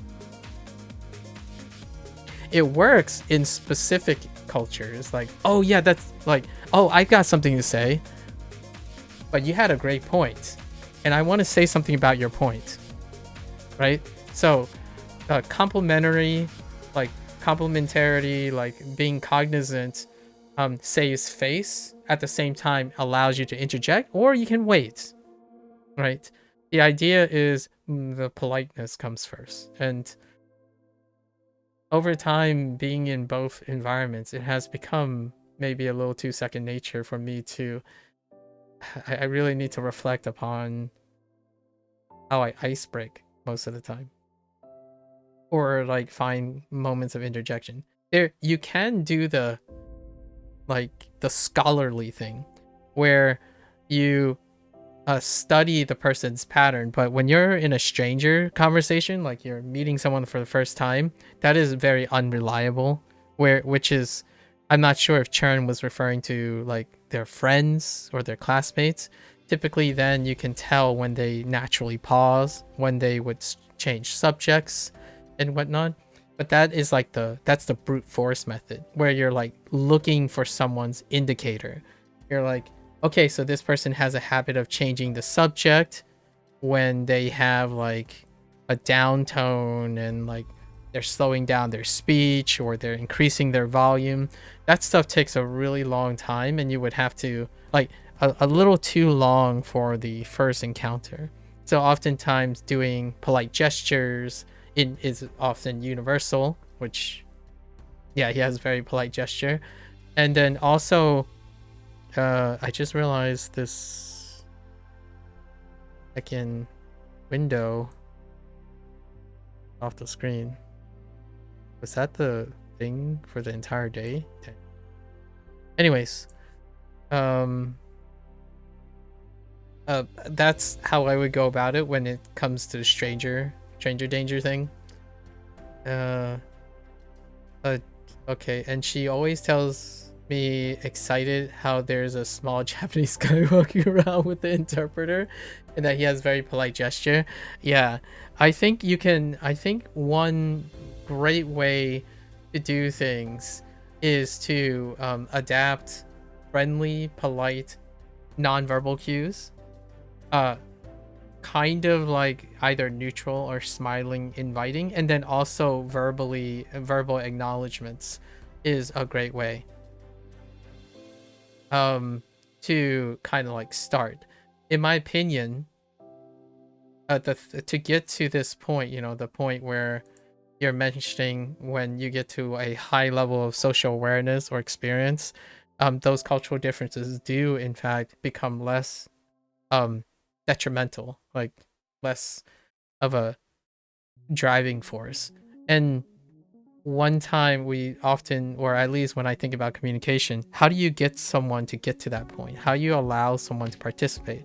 And teaching, in my opinion, encouraging them to demonstrate or see someone who say, hey, I'm sorry to bother you, but I overheard a topic that I'm really interested in, and it was off when you were mentioning this. May I ask, I've been doing this thing. What are your thoughts about this topic? So you immediately interject in a way, but you were apologetic. You acknowledged the current thing that you heard, and then you literally send a baton back. So then you're squeezing in between the two. So then you have saving face, like bowing, right? Like a lowering of inconvenience, right? And it's something that you can use largely in most situations, and you can customize it to your benefit. And with that would be a gateway, a potential gateway to acquire that experience. Oftentimes it's great to try to get people to have an opportunity. And I genuinely do believe that there is a big of a mismatch when it comes to you're growing up in a culture that expects baton tossing, right? Like passing the baton, and they immediately spend a lot of their time in another environment where people take the baton politely when insisting while acknowledging. The other side is kind of a little aggressive sometimes. Like it's a competition. When you're younger, it's kind of a competition of who draws the most attention, and that can be like a mismatch in my opinion. So it is quote unquote a double standard in a way because of the cultural difference. I don't think it's mutually the other way around. Like it's one of those things to understand, and then you can get someone to encourage them to know that you can interrupt and still be polite about it.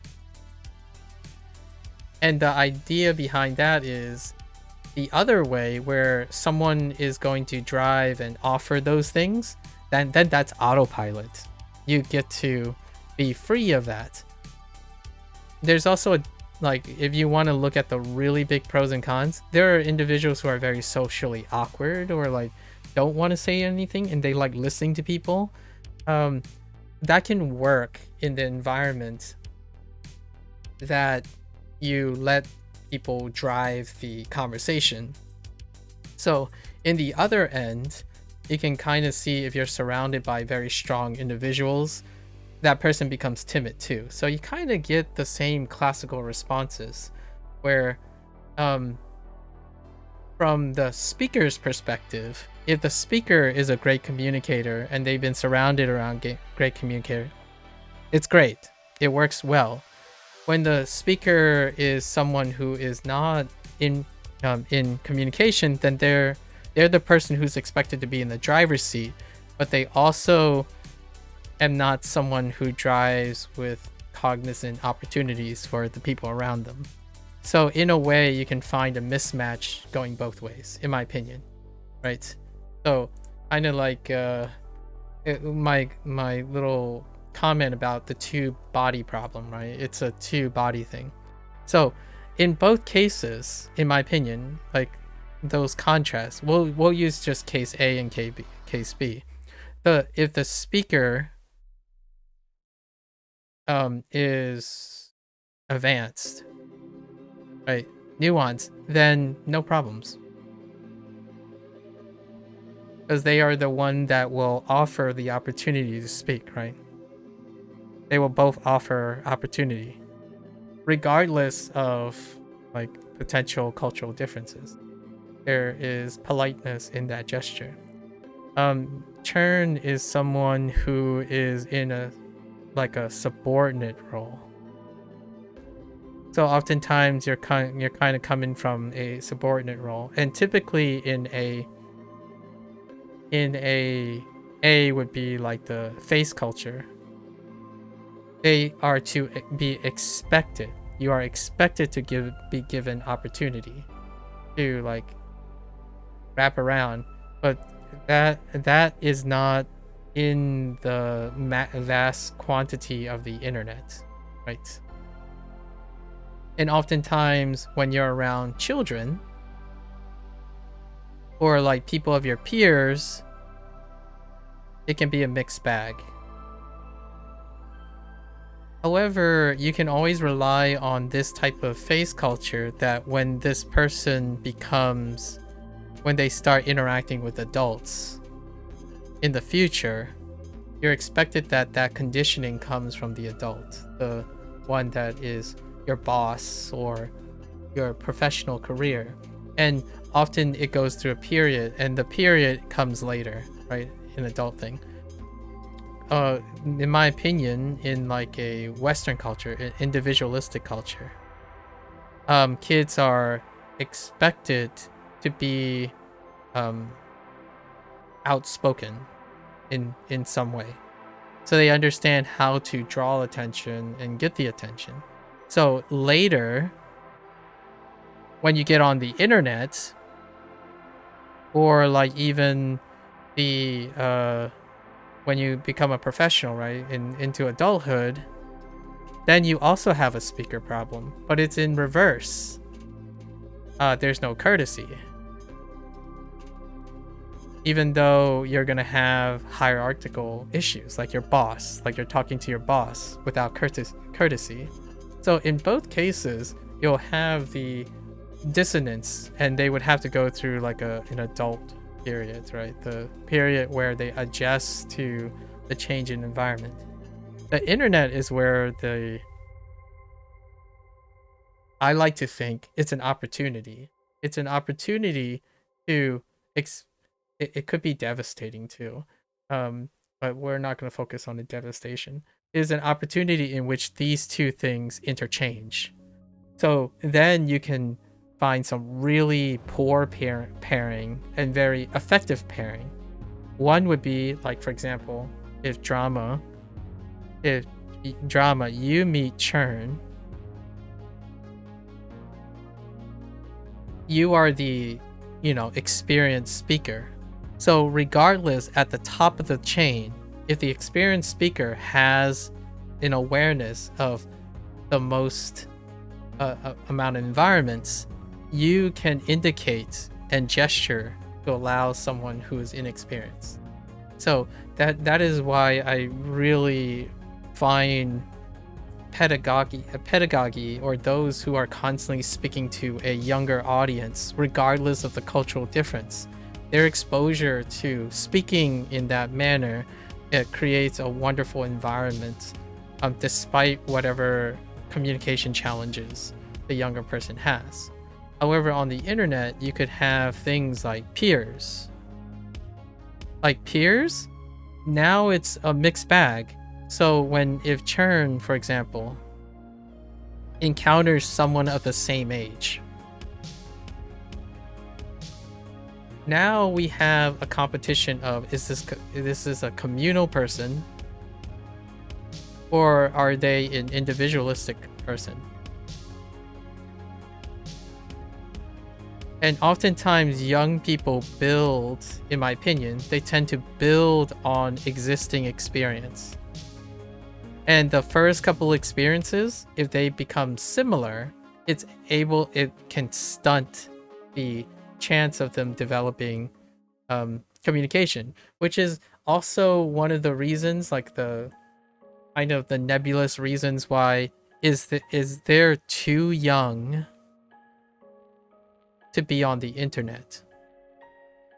Now, this is like a side digression. There's not too young if the country you're from, or if the culture you're in, is already diverse to make the internet an expectation, right? And there are not a lot of places in the world in which a young person is expected to be ready to interact with all the types of people you meet online. That's like expecting a 40-year-olds and 50-year-olds don't even have that much experience if it's not their professional career. Like, if you are not a professional who do this stuff, you don't really need these experiences. So that's when those situations become too young, right? Because they wouldn't have the opportunity to interact with the adults speakers of their representative culture. And that sucks because the internet has become a primary form of communication. And that's it leads into a lot of my narratives that I'm using. So oftentimes it's great to emphasize and to help other people normalize communication, in my opinion. And then a comment like, this is where the responsibility is.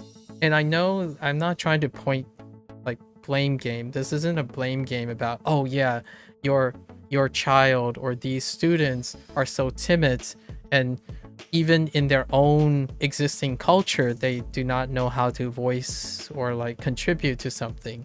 This is on onerous on the adult. The kind of idea is that the adult has the power to do that, and we should encourage whoever their respective cultures and stuff to communicate in a way that allows your respective children, like the kids, to gain enough experience. I think being shut out immediately is one of the dangers of being on the internet too young. I don't, and when I mean too young, I'm not giving a number because it will vary between cultures. What is too young? How risk you want, like how much risk you want to take for someone to have some of their first experiences built on being suppressed or being unable to recognize when they can speak, right? And I still, like today, there are really, really timid speakers in both cases because the internet is an equalizer, like in both cases. And there's only, you know, there are other cases, obviously, like C. We're talking about a continuum. It's continuing between like full dominant face culture, which is like order, and then dynamics, which is individualistic, right? Individualistic. And it's everywhere in between. You know, a culture lies, whatever culture. These are hypotheticals. Pure face cultures and pure individualistic cultures don't necessarily exist. It's somewhere in between. And for me, that point that you brought up, like what Chern was asking, I don't know how serious Chern is thinking. I take that stuff really seriously because I don't like, it can really dramatically impact people when they get older, like an inability to express, like if they have if they have problems, or they have just, you know, it's usually the problem focused things where if you are unable to communicate, that's a loss for everyone. That's a lose-lose situation because problems get worse, and then that problem becomes other people's problem. In both of these face culture and individualistic culture, it's quite detrimental in both cases. So it's kind of nice. Here's the silver lining. It's kind of nice that kids are like, when you're surrounded and you're talking to a younger person, that they even propose those questions online anyways, because that means that you have something to work with. And it's nice that you're like chiming in with that. It's very helpful, at least to whoever you can make an impact for. But I can absolutely tell you that I wait my turn when I'm with my parents. Like I would sit there, they would come in, they would explain something, right, to me, and I would wait. I legitimately would wait. And it is expected, that is a typical comment, right? And we do take turns. It's very A and B. And it's fairly normal. So most of the stuff that I'm saying is a combination of a lot of things. Yeah. For sure. For sure. It's fun trying to do all those things. It's not fun when you have zero experience. Right? You sit there and you're like, I don't get a chance to gain experience. So I think some of the weight, in my opinion, is on the more experienced person. And it's great to have more and more experienced people, at least online or something like that, to offer their point of view. Not individuals who are like out obviously every adult has their own self-interest, but communicators tend to be they're very apparent. Like, it's hard to it's like pulling teeth nowadays. Like, my personal examples is when I say someone, you know, drama, you stop by and say, "Hi, how are you?"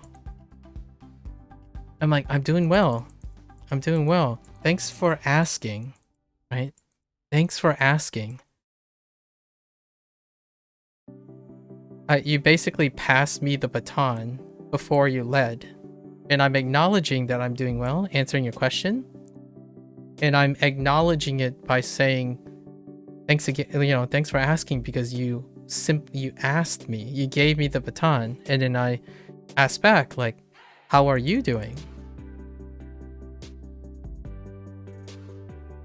So the baton gets tossed back to you. Now, oftentimes when you're doing like the younger experience, this is where the conversation hits a dead end, right? It then tend to end. It's like, oh, I'm doing okay, and it ends. But then I'm like, oh, that's a pause. Maybe they might want to say something else. Like, hey, what are you up to?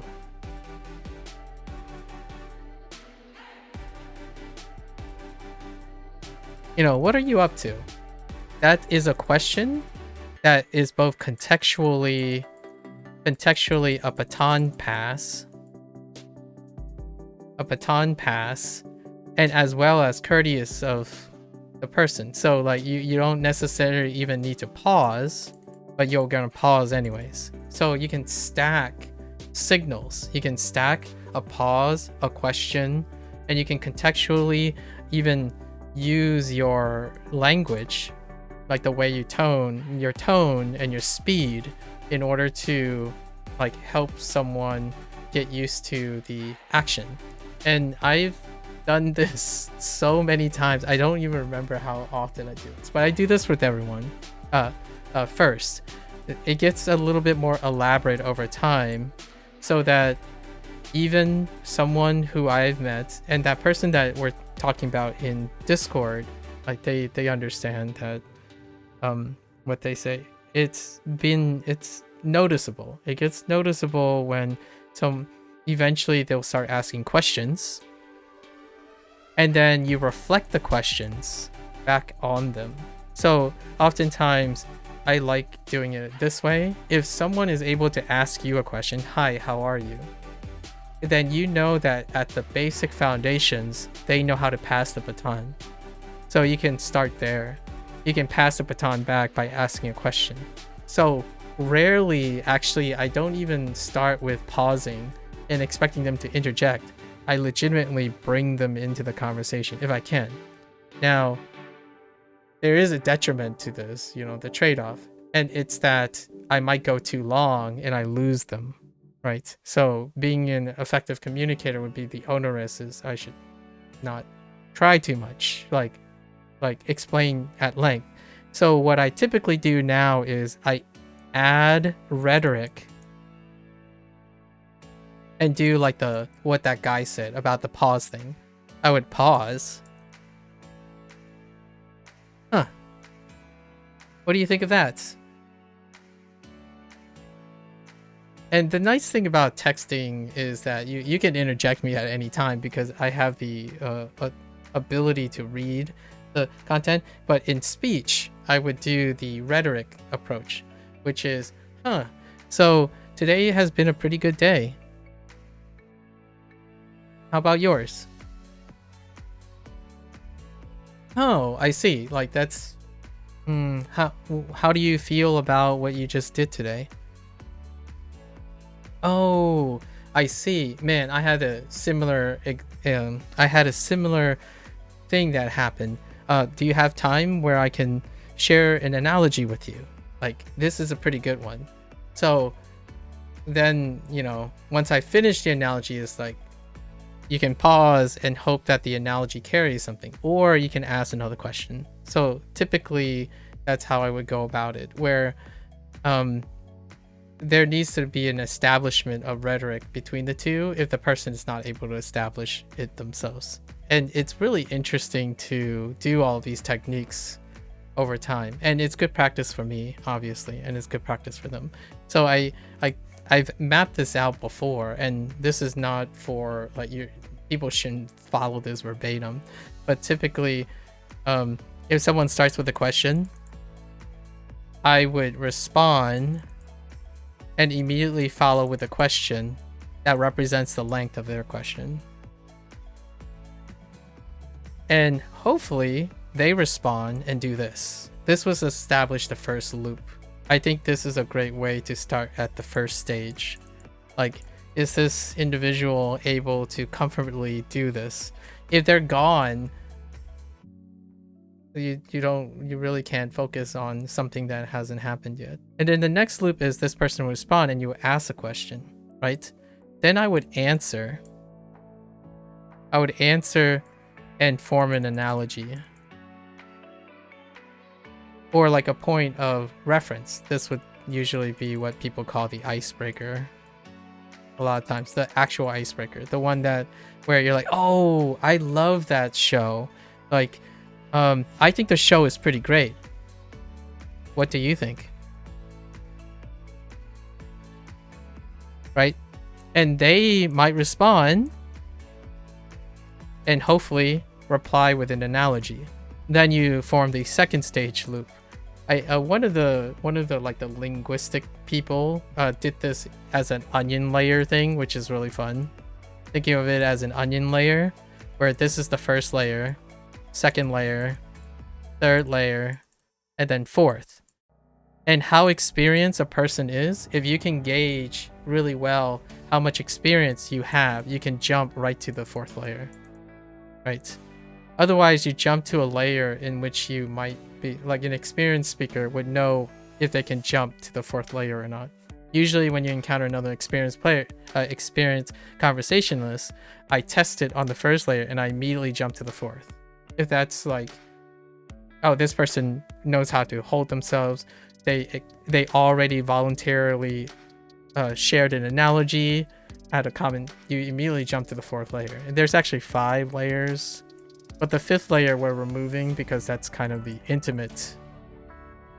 It's the intimate layer, which typically doesn't come into play, in my opinion, most of the time between strangers or like online relations.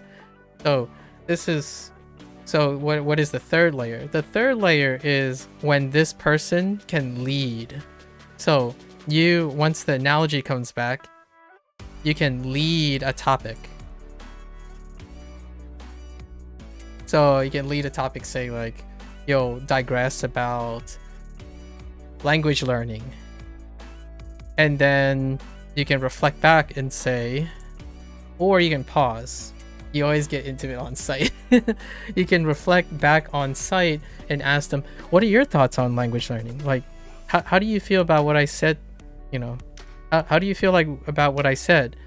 And you're looking to see if they end up responding on the first layer or the second layer, or they take the lead in the conversation. Then you got the check mark, in my opinion. Then you have the check mark to go to the last one, which the last one is any mix of this. The 4th layer is like all of this. You can do any of this.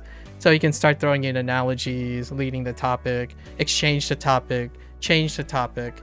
And this, when you reach this, I feel like regardless if it's interjections or face stuff, you've reached to a point where you've allowed this person, at least for you, the example one example, right? And you hope this person has like 20 or 30 more of these interactions. And the reason why I'm using this cycle is because I'm thinking about online interactions. I don't think necessarily you have to do this when you're meeting with someone, right? When you're meeting with someone, there are other things you can do, like nonverbal communication. You can orient yourself and smile and do other things that can make it active listening. Like, for example, nodding, height, or like Yeah, right. That type of thing, those things exist in another sphere. So that allows oral communication. I'm an active listener. Most of the time, if I have to interact with a stranger, I have active cues. So whenever someone says, oh, that's right, right? Oh, that's a fair point. Oh, I see. You know, so. And those things can be far more effective when you're not relying on like texting and whatnot. So, Maji? Yeah. Maji. The Japanese person that I met back then, it's annoying that nonverbal cues are of no use in this interaction format. It indeed. For me, I actually do it. I don't know if you guys notice, but I actually do interaction cues on my end. I don't know if you've noticed that I specifically do that, where when I read, I'm like, have you read what I replied to you in your DC? Wait a moment.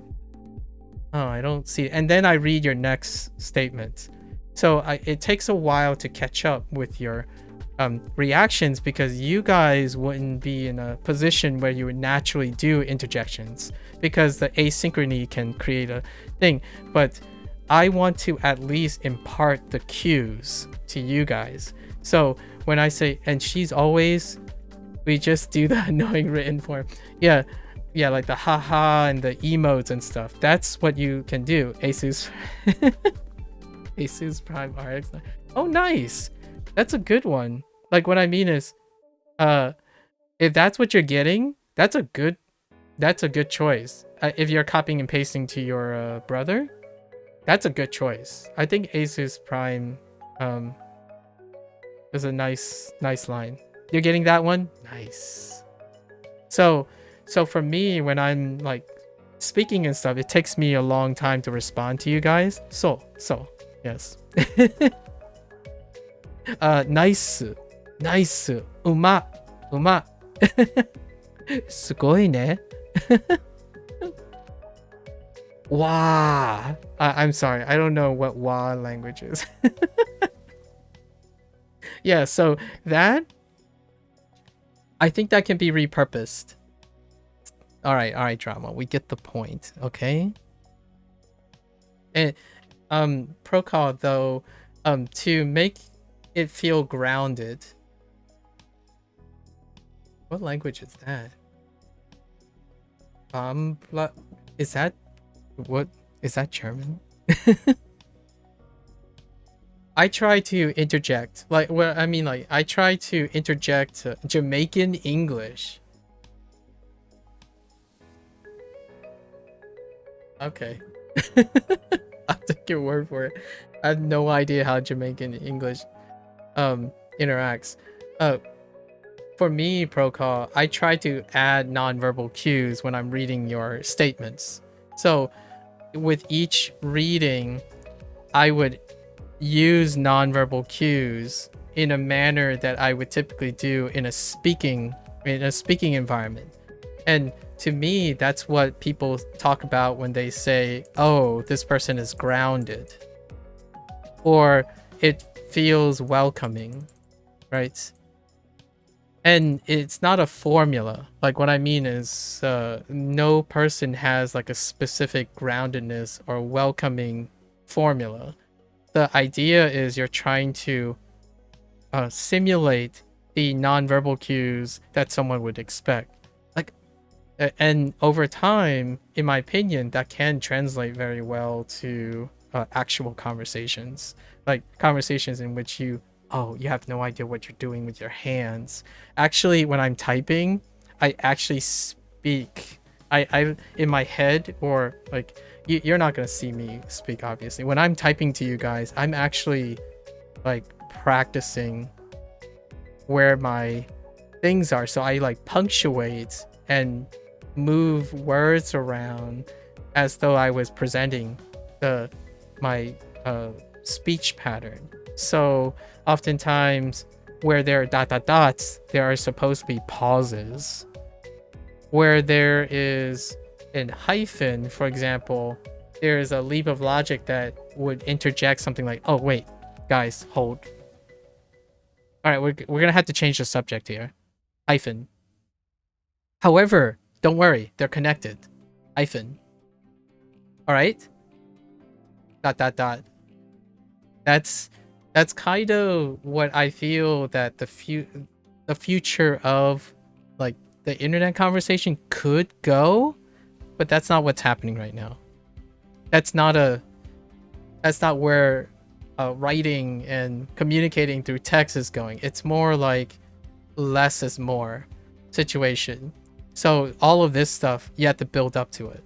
So to me, I haven't done this yet. I was thinking about like writing or preparing a piece about how to encourage for, and it's not for instructions for people who are lacking experience. I want to open a dialogue with people who are able to already do most of these things as a way to build up the structure of it. This is where you start. You generally start with this. So if you're able to do it, then hopefully the other person is able to do it. And over time, actually, the longest time I've ever gotten stuck so far on the first layer of communication is like 4 months. Straight up. This person would stop by every 3 or 4 days and we wouldn't get past this point. The thing is, though, the person continued to do it and it gets more and more elaborate. It's kind of like some of the most rewarding things that I've ever experienced, because you legitimately see the person end up finding their way to creating second and third layer communication skills between the two people. And I think it's not a matter of culture. Hopefully. To me, it's a good thing. I think this is a good thing. It's fairly universal when it comes to acquiring the experience. And I totally agree with you when you say it matters less over time when people become more experienced. The concern that maybe you and I share mutually is that if you're not given the opportunity, then regardless of what we can say about all the intricacies of communication and the rewards of communication, it never started. It's kind of like language learning, playing video games, trust. Oh my gosh, trust is rough. The first experience can legitimately just blockade communication. Like trust like wrecks all of this to begin with. So having the inability to process yet the like over time experience the benefit of cumulative experience, that's an uphill battle. And it goes back to what I said about being encouraging, right? Encouraging. So far, it sounds easy, and it sounds tedious, and it sounds slow. But it's hard because it takes a very long time. And if there's anyone who's more experienced about doing things longer, is someone who is more experienced. So in my opinion, no pressure, guys. Like, no pressure at all. Typically, these are some of the skills that we're talking about where the longer you live, it can't be replaced. There's no substitution for it. Like, you can educate someone if you want and teach them like the ropes, and that will enable them to get the experience, which is what we're trying to do here, or at least what I'm trying to emphasize. It's fantastic. There are very few things that, I mean, I can tell you one thing that would be, if I see it in my own child, right? Like, obviously I don't have a child, but if I had a hypothetical child and the one day when they start moving up, that's kind of what I see a lot of times. It's the most rewarding thing that I have to this day, which is when you see even like people who are in their 30s who spent a lot of time in I have a lot of associations with it, in abusive relationships. And we're not talking about directly abusive, but more like neglect. Lots of neglectful and mutual. You can go as high as 30. That's the highest I've ever went, like by coincidence, where someone is so suppressed that nearly every single one of their comments is trying to convince themselves they're not important and they don't need to say anything. And then when they say something, it always comes out as though it's a burden on someone else, right? And that doesn't simply come from a face culture. So the face culture makes it a little even worse than that, honestly. When it's in an individualistic culture, that's a done deal. You're going to have people in your entire life gonna take advantage of you. In a face culture, you might get lucky to meet someone. You're more likely, and no one's particularly evil about it, like intentfully evil. It's the priorities make it so that the opportunities don't exist. So this is an unfortunate situation. Abusive, neglectful, like negligent behavior, which is the idea that no one really did anything, but that's also why why opportunities don't exist. So when you have a very muted parent, for example, or a muted sibling, or like people don't have enough ways to socialize in their respective cultural norms, then it is a neglectful relationship. And I feel like if you replace human contact or other things with something autonomic, like ChatGPT, sorry, ChatGPT, it's always a constant punching bag. ChatGPT, even ChatGPT, honestly, if I had to do a bare bone, even ChatGPT acquires platitudes. They do set it up for an intention of encouraging that person to use ChatGPT. Now, I don't know how much of that is part of the company's design, but oftentimes the platitudes and the way to affirmation is a way to encourage conversation. Now, there's obviously downsides to this, where if you have all instances of platitudes and agreements, then how do they handle disagreements and conflicts?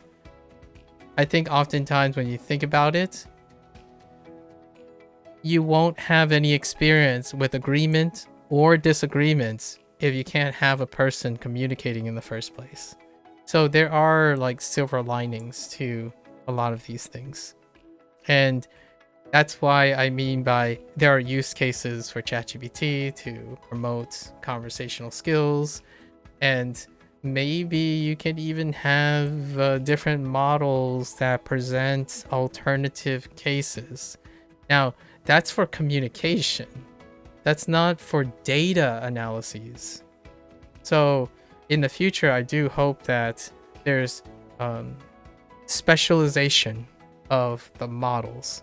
Models that are much like humans, I guess, models that are focused on disagreement, agreement in terms of conversational skills, but they're not used to imbue data and objectivity. Data and objectivity do not require these emotional intelligence. Humans juggle between these things as they're going, right? There's code swapping, kind of like interacting with different cultures. There's code swapping in between. Like some days when I know that I'm going to a family function, I sit and wait my turn, because my seniors, the people who are older than me, they are higher in the speech, and oftentimes my parents would do the thing that is expected of them, where it's like, oh hey, this is really delicious. Do you want some? And then you speak, right? And then when you speak, you then say, oh yeah, it's really good. And then you don't even throw the baton back. It's just expected that they would take the baton, or if they don't, the silence perpetuates without any awkwardness. And that's kind of those things where you're code swapping. But in a model like ChatGPT, it's like one setting at the moment. And that one setting is like convoluted with other things. So having a one-stop shop for a model would imply that you would have to generate a combination of models that reflect what humans do already, which I'm not entirely sure that's closer or farther and farther away from the original intent of having a tool like this. And it can really, in my opinion, warp someone's perspective on human dynamics and communication. Like, if you base everything off of your favorite role model in humans, like your father, you still have the same situation, in my opinion, or a very similar situation where all of the values are based on one person, right? A ChatGPT is one thing. So I think Procal's investment is pretty cool, where they continue to invest new models, and maybe like he'll teach me a little bit about how alignments work. I've been, the last thing I read about like ChatGPT, I'm more concerned about the communication, like the way like information is disseminated and then it's imbued with communication style stuff, because that's kind of the new wave. Make your LLMs more conversational. I think the word conversational has kind of kind of need more specification now. A conversation with an LLM is inherently, just regardless of what language you're speaking. I know oftentimes people talk about ChatGPT being used to learn a target language. In your native language, when you're interacting with ChatGPT, you are also normalizing what it's like to interact with a conversational awareness. It's hard to inculcate this, but there is a very noticeable trend that can indicate how people talk, like who's the dominant users of LLMs nowadays. And I'm kind of iterating on someone else's idea that focuses on this area. The way people posit questions now, they are prompts. They're not conversationally aware. So like, what's the best movie you've ever watched? And I know that sounds really like, oh, that sounds like a normal question. It's the expectation of what they're gonna expect. Like a person who is used to that will probably say an actual, like, an answer that like is supported by crowd or something, and they would be ready for that. But what happens when the person says, oh, you know what, I can't really pick, what kind of genre do you like? And they're like, wait, but I asked you the question, you're supposed to give me the answer, that's all I wanted. And to me, that's what's kind of occurring. So now what happens? What happens when you hit this loop? You get stuck, you get jammed on the first level. So they don't have to incentivize to go to a second layer or a third layer of questioning or interaction. You don't answer the question, they leave. And that's what I've been noticing quite a bit lately. I know this is like really far from our topic of pausing, but I don't even think pausing comes into the equation anymore. Like how to wait for your turn to speak. On the internet, it's exacerbated even further, where They ask a question. If you don't provide the answer, that's the end of the conversation. And that's a prompt style. It's what I call at talking. At talking, which is requiring a fact or looking for a fact.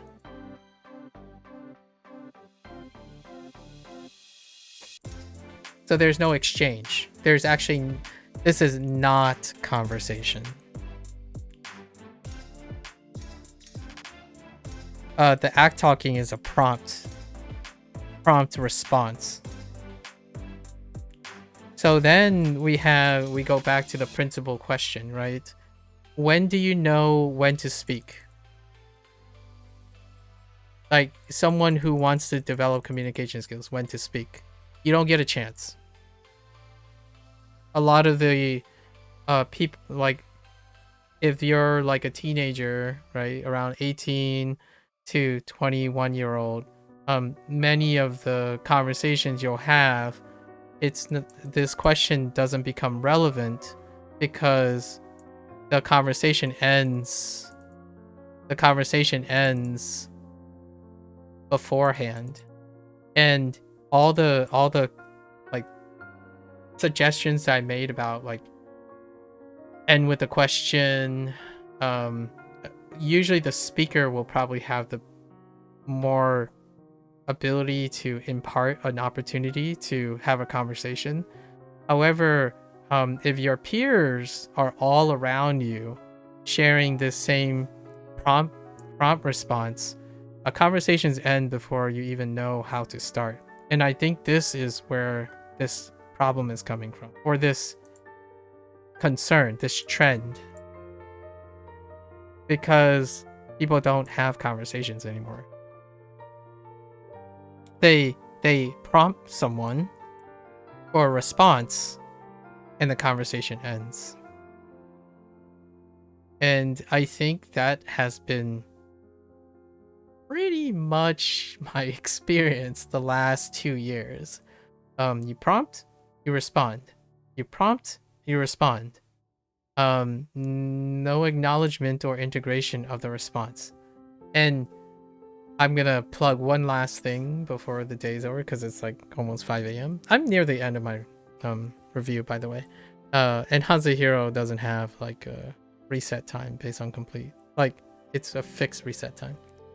The prompt and response thing comes with a fundamental, I don't want to say,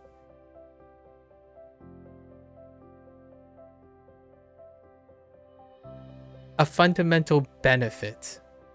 It's fast and it's efficient. However, how do we plug memory and association? When something is fast and efficient, they tend to be less memorable. So then this is where I go into a digression about how, where I, at least in my opinion, is witnessing one of the loneliest generations.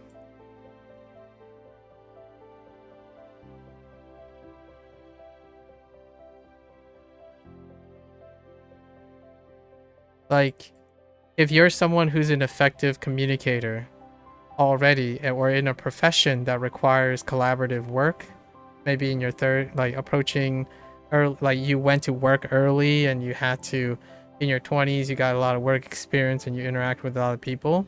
We're not talking about those people. We're talking about people who has generalized the prompt response thing and have rare moments to connect with anyone. And conversation is one of the major vehicles to doing that. And when you're talking to someone who's professional, who like worked with other people and spoke with other people, what I think me and others would see, I'm speaking slightly for others, hopefully I'm not overstepping too far. On the internet, I see in unfathomable many ways to encourage people to talk and like have conversations. All these tools are amazing, when you have experience to be able to use it. That's not the case when you're talking to individuals who ask questions like, what happens if I have nothing to say? What happens if I'm not interested in the topic someone is talking about? What do I do? How do I be interesting enough to be memorable? These are the questions that I've started answering more and more often now. Like, how do I do something when there isn't an answer? Like, how do I describe a problem I don't know how to describe without someone explaining it to me? That's kind of like the root of most of the conversations I have now, where they're prompting you for a response, and the irony is the answer is the tendency to have a prompt with an explainer, and it's a vicious cycle. And one of the like sucky parts, at least in my opinion, one of the parts that we have to work on, at least we as a spiritual people, I suppose, collective who have communication abilities, you got to ask questions back. And then they ask questions back. And you can practice throwing the baton back and forth in different manners. And in my opinion, it's a night and day how I say quickly, but I'm talking about like months. I can only imagine this will get longer and longer as technology removes the need to converse more and more, right? Like technologies is making it very, very convenient that you don't have to converse ever again. In fact, there's this goal, or in my opinion, this an inherent goal to reduce the amount of conversation necessary to create tasks. But we have to keep in mind, those people who are making these tools are not individuals who have problems with communication and conversation skills.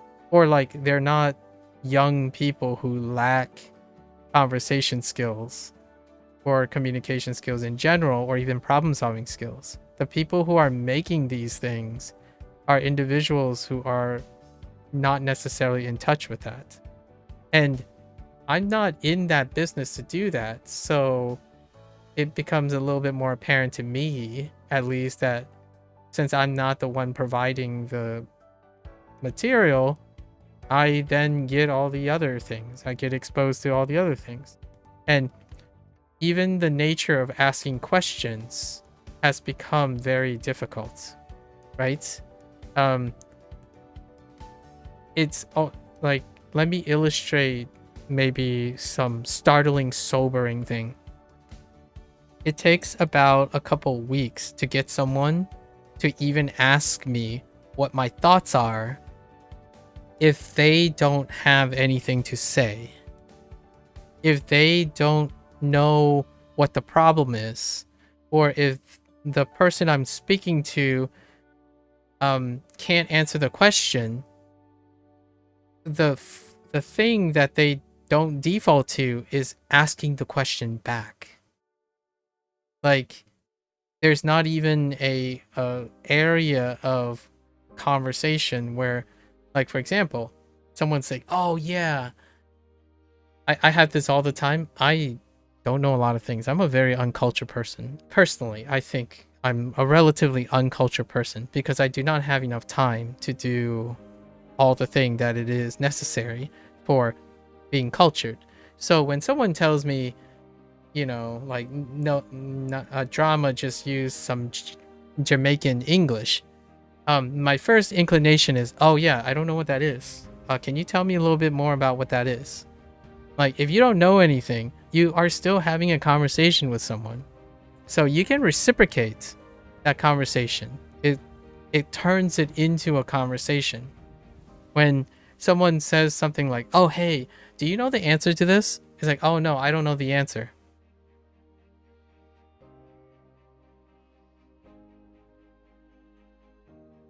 That's when I sit and watch people talk to each other, at least in my opinion, around nowadays, that's the type of quote unquote conversation that they have. Someone prompts another person, and they provide the answer, and that's it. And then later, someone else has an observation, they ask a question, or like they share that observation, and that other person says, "Oh, cool." It stops. Like, it stops consistently. And I'm no stranger to this. I found myself doing it like quite immediately without like effort. Like, it is very simple. And for example, tactical ghosting, right? Tactical ghosting can kind of actually seem like that, but I'm doing it intentionally in a way that we've talked a lot. So it gets really wonderful. Like, hear me out. Someone who says they are prompting, like they like to prompt and respond and get quick answers.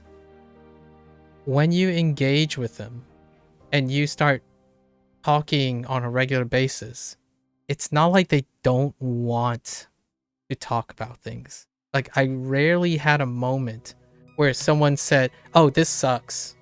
Like, we're just talking too much. It sucks. Like, I don't like spending too much time talking to someone else. I don't think I had an instance where when someone is encouraged to talk, they're like, "Oh, I'm sorry. We're just having too much fun talking." Like, this is bad. I feel bad for talking too much. Like, I rarely ever get that. So it's not that the world's like prompt response is some sort of golden rule where like, oh, everyone's there to say their bit as fast as possible, and then it's never rewarding to talk more. It's crazy how some people think that's it. Like, oh yeah, I don't want to do pleasantries. Like, you'll probably get, if you look up on Google, in my opinion, like on YouTube, and go to a professional who maybe like interacts with someone, like a lot of these situations about loneliness and depression, a lot of times they would talk about a topic, and this topic refers to the lack of pleasantries.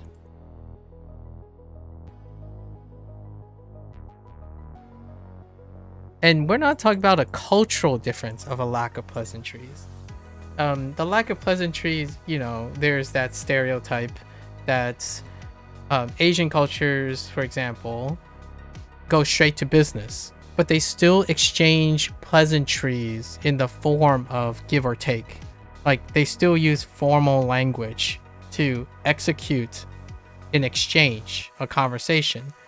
So we're not talking about pleasantries are like, "Hi, how are you?" and say nothing. That's a different situation. The pleasantries we're talking about is they are unable to reciprocate. Like, when you say hi, I don't think there's a version of hi in text form anymore. It's like, "Hi, how are you?" My first thought, and this is my bias right now, and I hope this bias turns out to be untrue in every way, which is when someone says, "Hi, how are you?" I'm not assuming they're already gone. It's wild. Like, how sobering can it be when you think that texting, like when you walk by someone, right? There's a nod, there's a bow, there's a like, or maybe you even avert attention. Like, for example, you can have countries where you don't make eye contact when you walk by someone, but the idea is you understand that they're averting eye contact is an acknowledgement of that the thing exists there. But in text form, you can't have that. I mean, you could bring up like who's still in the chat room or something like that. However, it's the behavior, the intent. It's normal now to be lonely despite being surrounded by people. And when I said that a couple times, I usually get into the deeper topics when I know someone maybe like for a month or something, and I would say the phrase that I would typically say. It's incredibly shocking how you could be connected with so many people at an unprecedented time to be connected with so many people. And I think humans in general online who are connected with so many people have disproportionately feel the loneliest they've ever felt. That is crazy. Obviously, I want to say I'm not talking about myself, but I can still feel it. And by golly, we're going to use conversational skills to change that. At least for the people who are immediately around me. I'm not going to give up, obviously. I won't give up most of the time. I think when it comes to like a lose-lose situation, I'll concede that, which is the example that I shared earlier today. It's a lose-lose situation. Someone wants to scorch earth. Unfortunately, I'm not going to dwell on things I can't control. But when it comes to like talking with like kids and talking like with younger people who are apprehensive, I'm time to chat. We gotta yap. Like yapping while including them. To me, I haven't. Maybe if I do this long enough, I'll encounter someone who literally like said, "Yo, yo, yo. I hate that you're giving me attention, and I hate you for paying attention to me and talking to me about things that I care about." I haven't met one yet. I haven't met a person who, with time, when you chat with them, talk with them, and like converse, they're not like built different. Sorry. I had to throw that in because drama made it super funny yesterday about being built different.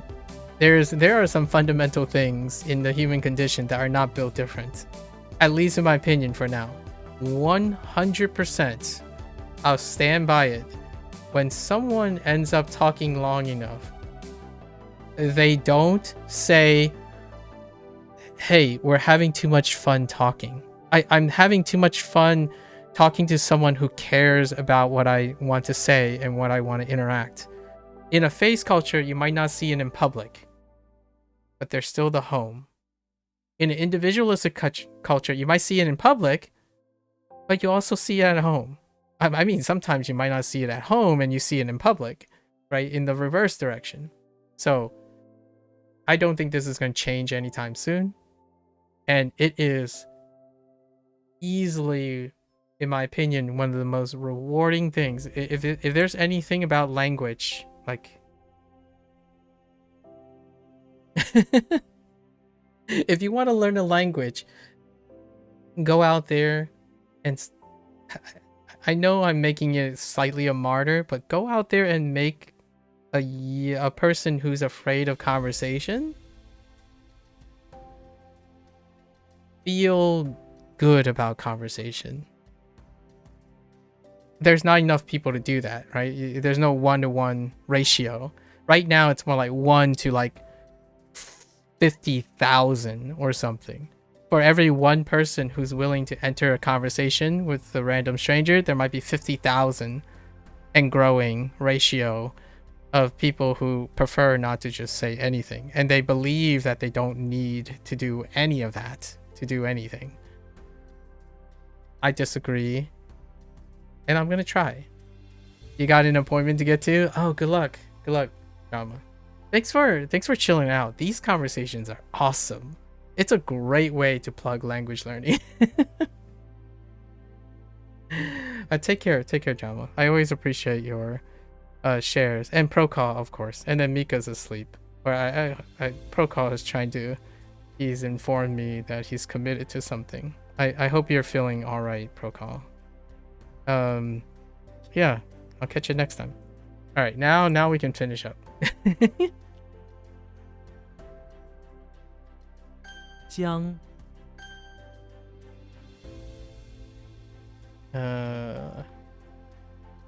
灶台， Stovetop. 厨房里的灶台很干净。 Stovetop. Yes, the stovetop.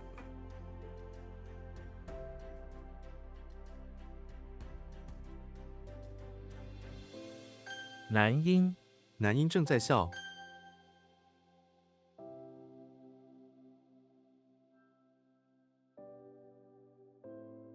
盖， Why do I think it's guy?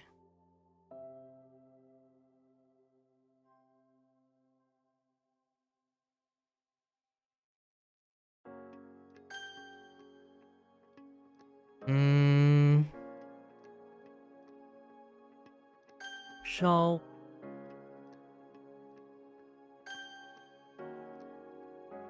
妹， oh, it's nice to digress. It definitely loosens up quite a bit. All right. We got like 6 rough things. Like what I mean is, I think there were 3 or 4 rough things, but I think I have enough context clues to be okay for today. We got 3 things that I really want to do some editing in. You made the decision not to attend the lecture, which was definitely the right decision as your attempts were futile, unfortunately. You doubt it would have much of an impact on your learning though, as all the lecture and... Oh, okay, lab slides are posted on the university website. That's excellent. You're okay, right? Because you said it was definitely the right decision. Hopefully you're okay. Did you get some... Are you able to get something to eat or something like that? That doesn't sound like, yeah, I'm okay. That sounds more like, yeah, I'm not okay, and that's why it's the right decision.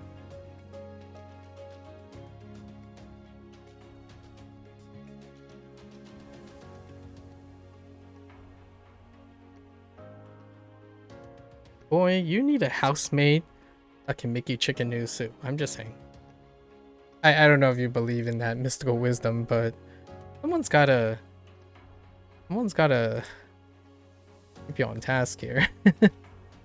All right, let's go over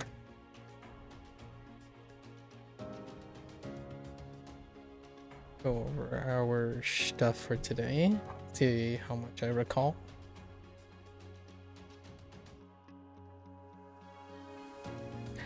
I wanted to do a punchline. This is a punchline. I didn't get to it before Drama left, but here's a fun punchline that I've been working on. Lots of people told me in my life that actions are bigger than words. Or they typically also do the idiom where words are cheap.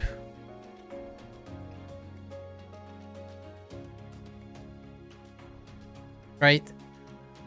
I've got this a couple of times before. And this is what I mean by when you spin things with cynicism. In a world where someone has actions as a gift, as in you live in a world that you have access to action, and then words then become granted. You take it for granted then, because if action, here's how I reconcile that all of these things are true. Action is greater than words. Absolutely. This is from a perspective where actions are a gift. It's one of your skills. So therefore, the words you used to use lead to action. So that's from the mindset of someone who has words. Take them for granted now because they lead into action, right? So then it follows that words are cheaper, right? And this is a word of wisdom that is often applied to a new generation, Gen Z and Gen Alpha. And they often talk about, oh yeah, action is good. Action is good, right? get action. How do you communicate to Gen Z? Oftentimes, yes, you could say you communicate them through action. For the lucky ones, in my opinion, for the ones that have availability to the actions, you know, your loving parents, your siblings, that you can communicate through action. But what is their main source of quote unquote communication now? Is it action?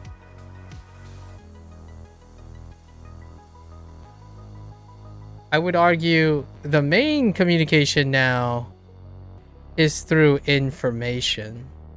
And information can be seem like action, but it's more words. So words are not so cheap anymore. Because there's cheap words. Like words are not as accessible, and actions are even less accessible. So in the world of, in my opinion, of Gen Z and Alpha and other people, words can be very valuable. And I could make a counter argument.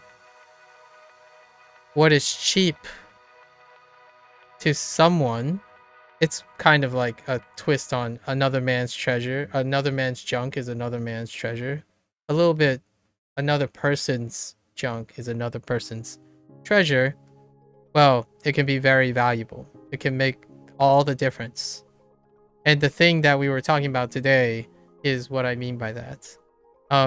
You can feel like action is incredibly available, but oftentimes there isn't even expression to trigger those actions. And in my opinion, this is where there's a loss in translation here. It is so difficult to even vocalize what type of action that they can take. Like someone says like, I don't know, everything just sucks. So you try to show them that not everything sucks. Is that sufficient to get them to move to action? Oftentimes, the answer is not one or the other. It's both. And right now, it feels like people who know what to do favors one and offers none of the other thing. So we're going to try to change that. Or at least I'm going to change that at least one person at a time, if I can. As in, like, you offer them both. You offer words and action. Come on, guys, step up. You can at least do a little bit of both. Anyways, you made yes, okay, you're physically all right, even though there's some concern in terms of like heart rate. Okay. Heart rate, were you chugging back caffeine or something?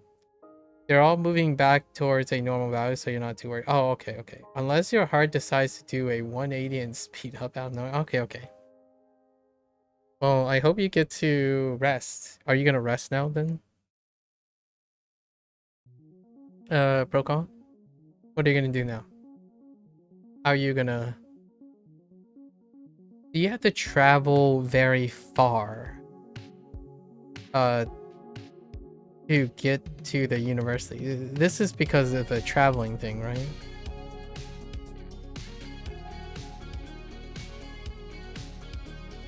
I'm gonna go through these as I allow you to respond, obviously. Let's see. What do you look like? Oh, you don't look like the thing.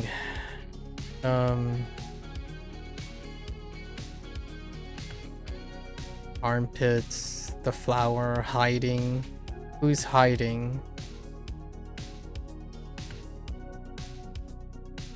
From Agent Smith. Oh. Knee.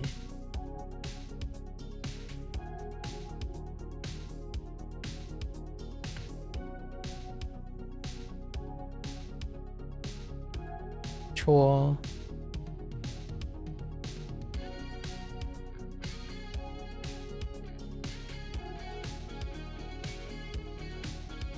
Try. Right? Try.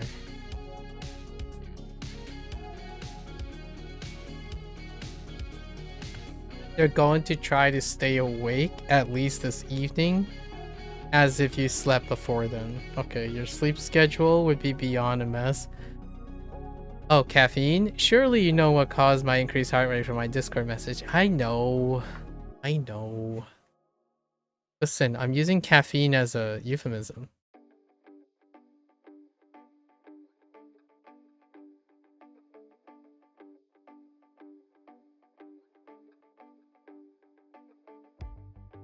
Hopefully you're okay.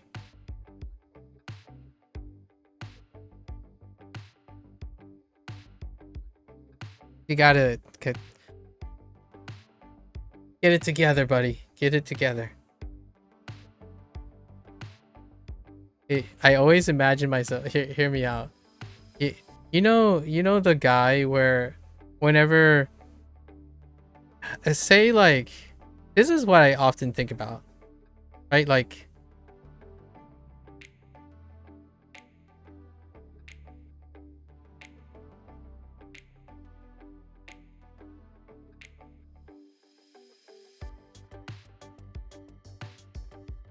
so I imagine myself like this guy, right? We're gonna give some.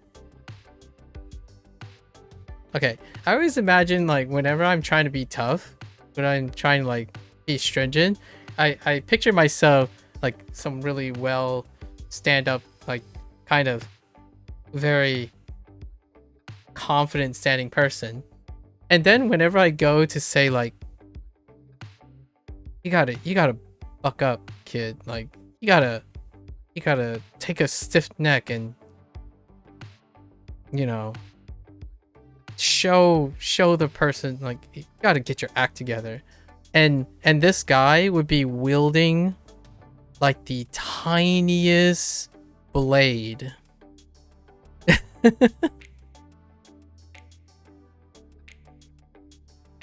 Like a really tiny blade.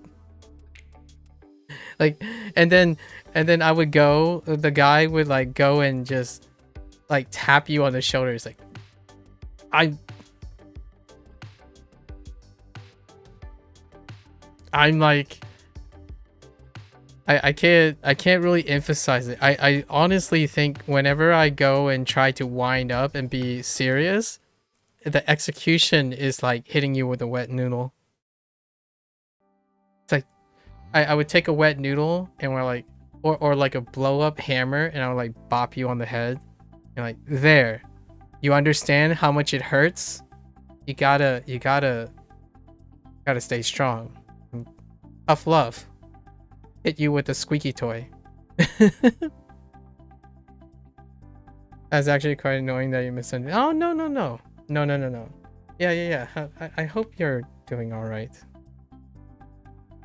I hope you're doing all right.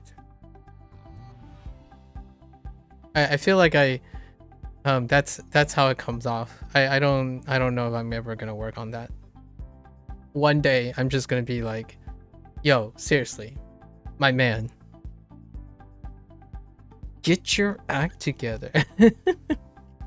I'm sorry. I don't know if that stuff honestly helps that much. I don't typically vibe too much with that, so I can't really fully commit to a stern thing. Maybe that could be something that could be helpful, being around someone who's like very can be a balance of stern and encouraging. You know, I'm not sure if you have housemates like that where they use deterrence. They use deterrence and a bit of fear mongering to balance out whatever it is that I do. I genuinely think that having a little bit of, you know, everything can maybe create some alarming things. Some of this type of thing that we're talking about, that we're subtly talking about, while it sounds really risky and it can sound very, maybe a little bit traumatizing, deterrence is kind of efficacious in its own way. Like understanding, trying to remind yourself that doesn't really make you feel good. I'm not gonna be the person like as much as I try, I don't really focus on emphasizing and reminding someone how they could be like setting themselves up for a terrible time, right? I typically try to focus on what do you do next? What are you gonna do next? I hope you get some. I hope your the rest of your day allows you to recover. You think you may have drunk 3 liters of water? Are you keeping it down? At a minimum in the past few hours? Okay, are you keeping it down? Although the lingering alcohol in your system has seemed to just let the water quickly pass your bowels. Oh, okay. I hope at least has done some level of cleaning of the toxins in your body. I like how you put cleaning in apostrophe. Can you eat anything? Are you able to are you like do you feel like you're able to eat something? It'd be nice to know. Ooh, 3 liters of water. I'm glad to hear that you're trying to keep hydrated though.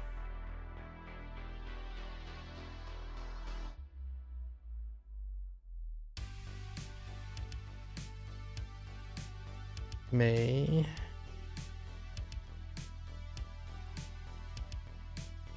Yeah, I've eaten some grapes. Okay, and blackberries. Good, some sugar, and as they're quite light on the stomach, yeah. You probably heard this, and I wouldn't have to iterate it too much, but do you have any like starch in your house or your place, like bread, saltines, some sort of like a very, very mild starch, like incredibly unoffensive, like white bread or something? I think the conventional wisdom is it may help with that type of thing. I'm not very well versed in it. I know that the 1, 2, or 3 times in my life there was someone that helped me give me like water, like constant water, and then some sort of like very muted form of starch. So eggs, carbohydrates is good, so eggs would be. You're planning on making some fried eggs on toast soon. Okay. Yeah, gotta kick that. Actually, Procol, are you the whole alcohol thing, right? Like the whole alcohol thing, are you familiar with there's this product. I don't know if it's a thing. Like I didn't investigate this product, but there's like I don't know how if this product is like or works at all, but there's this like new thing going around, and I don't know how valuable it is, but there's these like hangover regimen things. Have you ever tried any of that? Like the Z Biotic stuff or something like that. I don't know if you ever tried. It can be giving you it can inadvertently enable you to engage in that behavior more, but having some like alternative way to alleviate the negative like feedback from all this can be something that make it less and less negative, but at the same time also can be enabling. But for now, when you feel bad, at least trying to limit the feeling badness can be cathartic. The diuretic effects seems to linger for quite a while after you stop drinking. Oh, okay. Yeah, I haven't. Boy, this would be a great time if I actually am a medical specialist of some sort. Unfortunately, I do not. I am Not well versed enough. And I don't even have any like personal experiences. This is the sorrowful or despair or misery deserves company situation. Yeah. I can't say I even remember what it's like. Yeah, not very warm in this situation. I hope you feel well. I hope you feel. Do you mean a substitute or a constant decrease of it? No, to address the symptoms. Like to moderate the symptoms. Do you have like a routine that you have to moderate the symptoms? Oftentimes being able to do that can help like with the negative feelings, but because you can do that, it might also give you like I'm advising a word of caution obviously. Making it less like consequential can also be an enabling thing to encourage yourself to do it more often. I always wondered this. I'm not sure if you ever asked this question. What if science found a cure for lung cancer? And then you start thinking, would smoking come back? You see what I mean? Like, so while I'm asking you, hey, have you ever tried like things to address your symptoms? Hopefully you're having ways to mitigate the fallout of that. Oh, right. Well, you just tend to make sure you're well hydrated and have a stomach that's at least not completely empty. Okay. All right. Being hydrated does do wonders for the general howling feeling. Okay.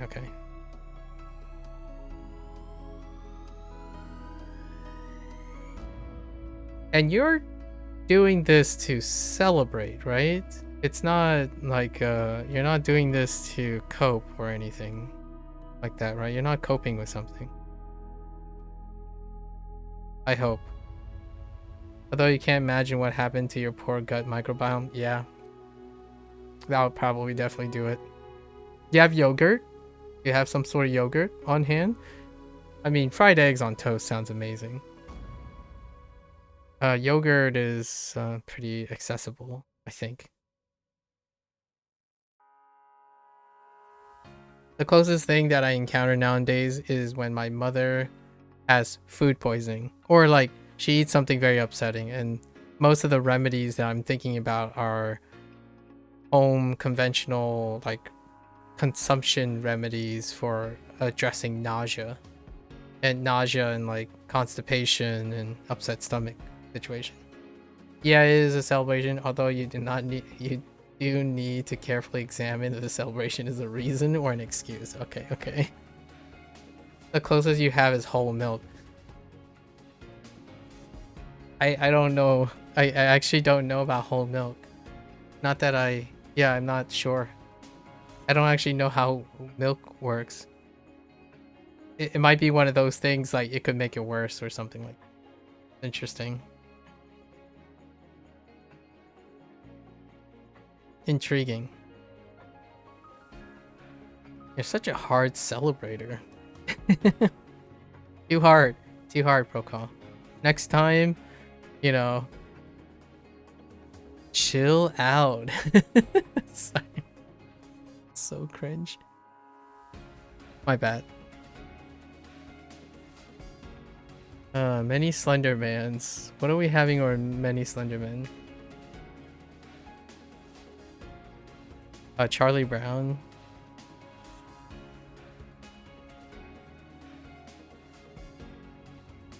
Sure.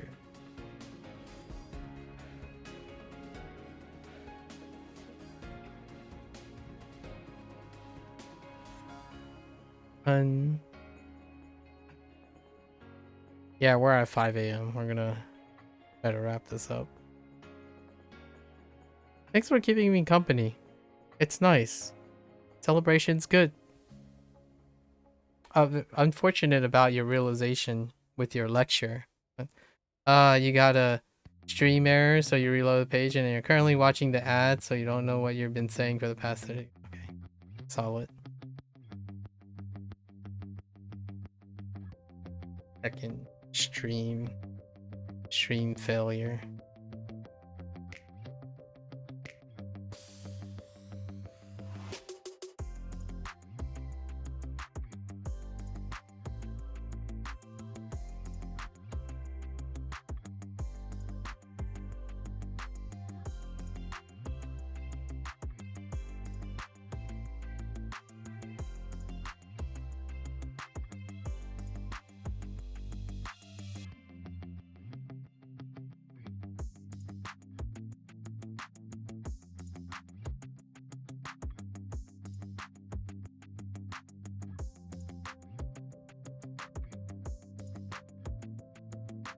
So yeah, that was the meaning of life. I don't know if you guys missed it in case you guys got a stream error or have reloaded the page by coincidence. I thought I share that before I share with the world. You're welcome. That is you know, someone named Procall definitely didn't miss me explaining the meaning of life. Hopefully one day I'll be able to share it again. You back, Procall?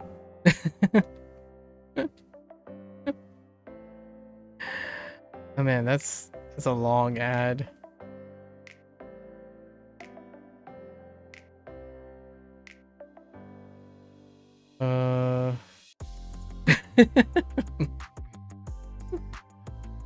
Maybe next time, you know? Have you ever watched like shows where they would say something like, "Oh yeah, this is gonna be a bit," and they just cut, like, you know, the camera just pans up or swipes away. It's like, "Oh yeah, and yep, that's how the universe was made." Oh, I'm sorry. Was there an ad break? It's like, "Hey, hear me out. I have $1 million idea," and cut. And that's how you make $1 million. I hope we got that all sorted out, right?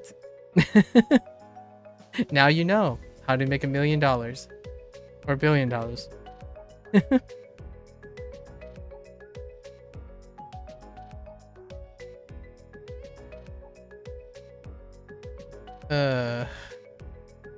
Yikes. Is this Quo? Yes.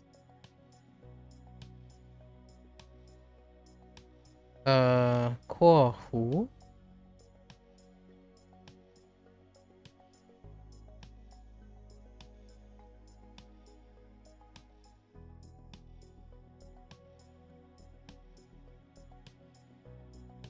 bobbing. What is bobbing?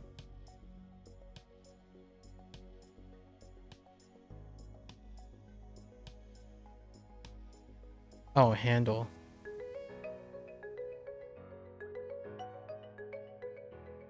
侠什么？挟持。Oh, this is like take hostage.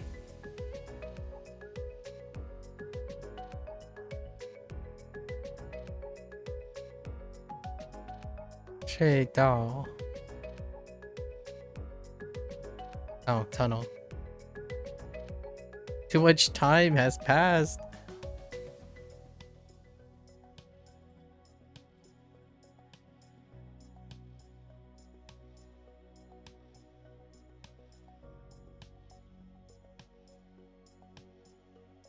How?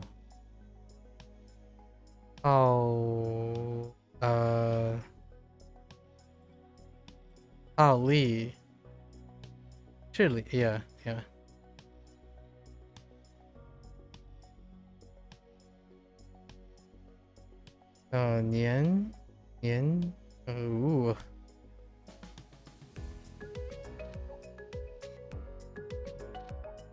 粘贴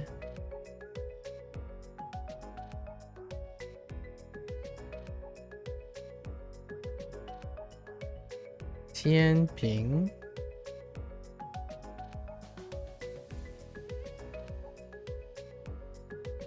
北 河 A wall. Oh.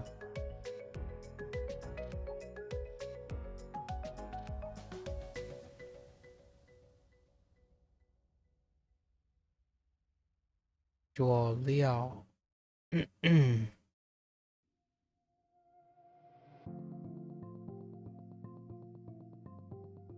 Yikes. Wait, no, that's fine. Sort of. T. Wu. T. Wu.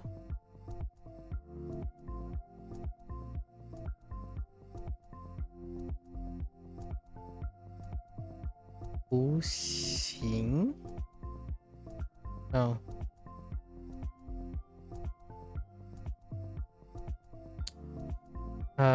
Du. Du Zhu. Du Zhuo. Du Zhuo. Ying. Ying Mu. Ying Mu. Alright. So, we have Neo. Neo running to the bathroom. Emptying a box of flowers in desperation. And then hiding in the bathroom with a turnaround box, Metal Gear Solid Snake style. And then covering his mouth under his armpits as Agent Smith comes into the door, and he was successfully hiding. You know, Agent Smith looks around and exits, right? Successfully hid.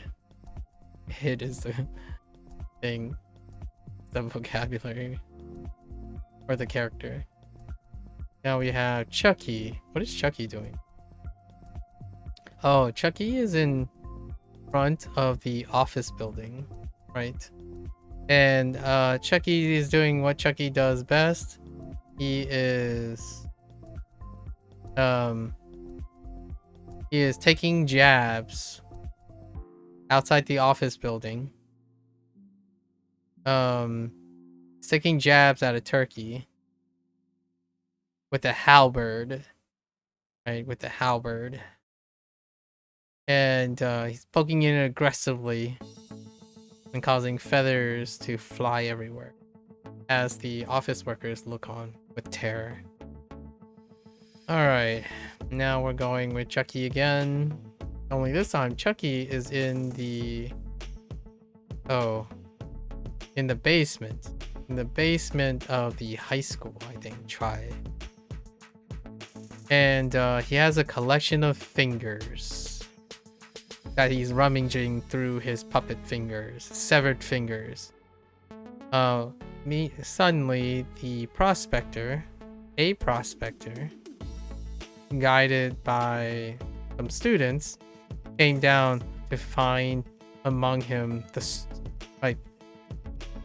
trying to conjecture about where his finger went, and he discovers Chucky with a pile of fingers, and he conjectured that it was Chucky who severed the fingers, but he promptly runs away because it's Chucky. Alright, then we have Mario, who has entered a decrepit... What time am I going to sleep? If I remember correctly, you're East Coast, which means it's about 5:30. Yeah, we're gonna eat. So it's 5:30 a.m. I probably will sleep around 8 a.m. We'll eat. Check up on DMs. There's a lot of DMs and other things I need to respond to. Sign in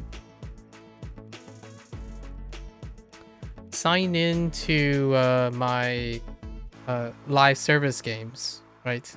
I still have to like check on my Persona 5 and stuff. It'll be like 15 minutes. It's 15 minutes. And sign in to something else, like a few things.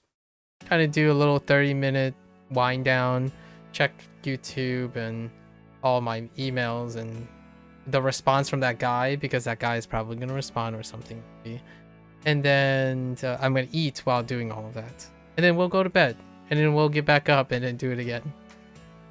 You can't believe you would do something like staying up to this hour. Could never be me. I typically sleep at 6 or 8 a.m. I try to leave 7 hours or 8 hours before my stream time. So lately we have been starting at 4. So I have to run before 4.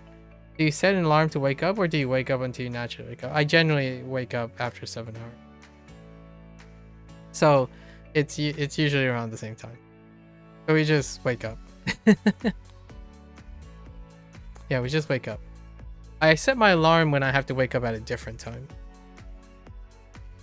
Yeah, that's the nice thing about circadian rhythms, right? If you're consistent, you're consistent. You typically naturally wake up at that time. We wake up around 2:30, 3 p.m. And then spend like 30 minutes, go out, run, come back, wash up, right? And then get ready for stream. And then here I am. Occasionally I throw in like 15 minutes of doom scrolling to come up with an idea if I don't have enough ideas. I usually do them in the evening a lot of times too. So in this case, it would be, I took up the 6 hours. 6 hours is what I set time aside for anything that comes up. That includes my evening. You have heard that alarms to wake yourself up is unhealthy, or at least not healthy. It can be tough. Alarms are often, so this is like more of a coincidence. So here's my take on alarms.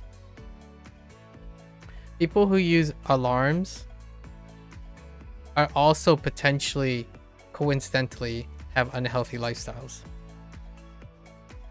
If you know what I mean. And what I mean by that is, they can still be healthy overall, but the aspect of the alarm part might be coincidental with the aspect of the unhealthy part of the person. It's kind of like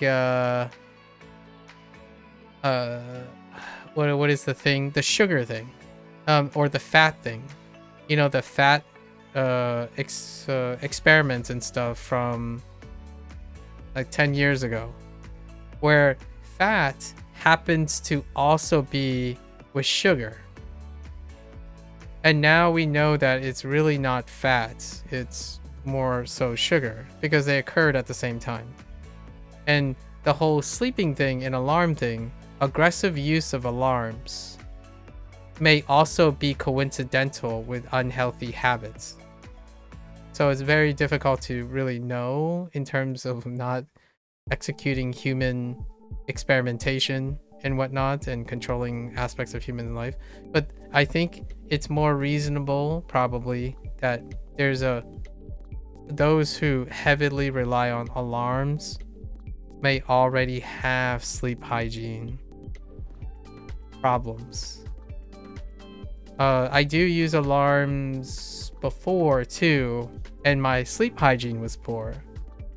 There were times in my life where I didn't use alarms. In fact, I put alarms on. I use alarms, but I turn them off before they go off. So you can set alarms, but you can still wake up before the alarm. When I was in school and stuff, when I had like constant schedules, I wake up before the alarm because I set my alarm in case I don't get up, in case I break like I really botched it, like I really dropped the ball. I set alarms in order to be safe about things. I rarely ever wake up to my alarm. I woke up before my alarms, and in the times that I actually literally set alarms are times that I know I will break my sleep schedule. So like if I'm talking to you right now and my father says, oh hey, by the way, we need to go in 3 hours, I would try to take a nap. And if I do decide to take a nap, I would set an alarm.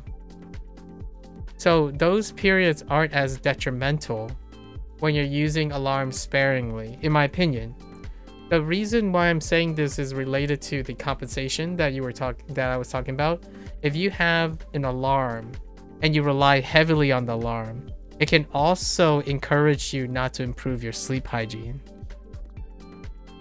That's one of the hallmarks of, like, if you're gonna use AI to answer all your questions, then you don't have to answer any questions.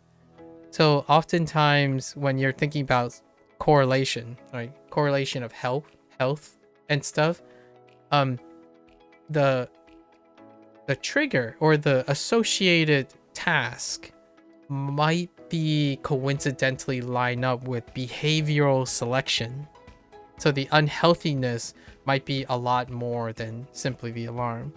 And oftentimes you can use this information. I'm not saying this information is not useful. You can use these as signs of unhealthy lifestyle, a potential lifestyle, like spectrums. So how heavy is your alarm use might be a useful indicator, like a converging evidence of someone who might be struggling with consistent sleep hygiene. So it piles up, right? Like depression is also can explain unhealthy lifestyles that deal with alarm usage, right? Constant poor time management can correlate with poor alarm usage. So that type of thing can really be tough to decouple in data. So oftentimes you can use these things as a barometer for, like, it's important. This type of research and correlation is very important. For now, causality is very difficult to prove unless human experimentation is ethical. You can use it as a way to frame, like, what is the degree of your reliance on alarms?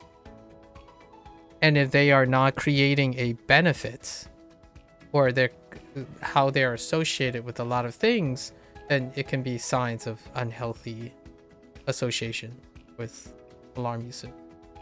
Is your brain rotting done on YouTube Shorts, or have you started brain rotting on other platforms? I'm using the doom scrolling to find to find issues with doom scrolling. So I doom scroll for 15 minutes if I didn't come up with an idea to talk about. So I use whatever I see in the doom scrolling. So I'm doing the opposite of brain rotting. I'm taking the 15 minutes and I'm constructing an idea that helps me remember what I consumed. So usually I do this every day. I don't have to do this every day. I've already stacked up like 30 or 40 short answers. Like, what I mean is short stories. I've been stacking these short stories for a while now. So I can skip a day if I want. But the idea is to do it as a routine to remind myself, like, oh, this is what doom scrolling is like, or this is what brain rot is like. How do I make it more functional? I've been practicing a bunch of routines to see how I could do 15 minutes of YouTube Shorts. And it's YouTube Shorts. I haven't really expanded to other platforms. I don't really think I need to. You hate alarms. They've also been ineffective in getting you up as you wake up naturally after your alarm goes off. I see. But that's excellent. You can set your alarm later and later, and then so they don't go off, or you can form a habit of turning them off while you get up before them and reward yourself mentally, saying like, today's another good day. I got up before my alarm, right? Having no memory of turning off your alarm and going back to sleep. Oh, I didn't read the rest. My bad. So you do turn it off and then you go back to sleep, huh? But your housemates have assured me that's what you do. Interesting. If you think about it from a naturalistic perspective, waking up to a loud noise would be due to some sort of danger, indeed. And then you would begin to form a habit of ignoring it. Enabling. Yeah. You take things for granted once you sensitize yourself to it. It becomes desensitized. So the idea that you can know that you have the ability to turn off the alarm and going back to sleep would suggest that you're creating a habit loop that the alarm is no longer efficacious. And then when it's no longer efficacious, it's coming back as an upsetting habit, right? So not only is the alarm now enabling you to adapt to taking care of the alarm's nuisance, it is a negative reinforcement. It's a feedback loop for a negative outcome. And that's typically what I mean when I say, if you're trying to help yourself, the consequences of those things, removing those consequences of those things can often lead to enabling the behavior. And that's something to keep in mind. I'm not saying it can enable. So oftentimes, like, I try to improve in that department. And I go without an alarm. And typically I have rituals where, in order for me to turn off the alarm, for example, one of the things that most people would do is they would elaborate on the turning off alarm. You can place your alarm away from your reach, or elaborately place it in a place that is very difficult to access. That's one of those like environmental tricks that people use, where if you're able to turn off your alarm, make it harder. Right? It's kind of like the thing that we talked about. I don't know. You remember when we were talking about the grocery store thing? Where if you put a grocery store between you and the place you're going, and then you come back, that grocery store becomes a convenient trigger. So if you're ever wanting to enable yourself, you put the things in your way. If you want to de-incentivize, you can try to put physical barriers between you and the other person. It's a temporary band-aid. The goal of this is to show that you can do it, something you can do, and then you work on it. Not to leave it like that. Like, so if you put your alarm away for somewhere that can't be reached, it will become less efficacious over time.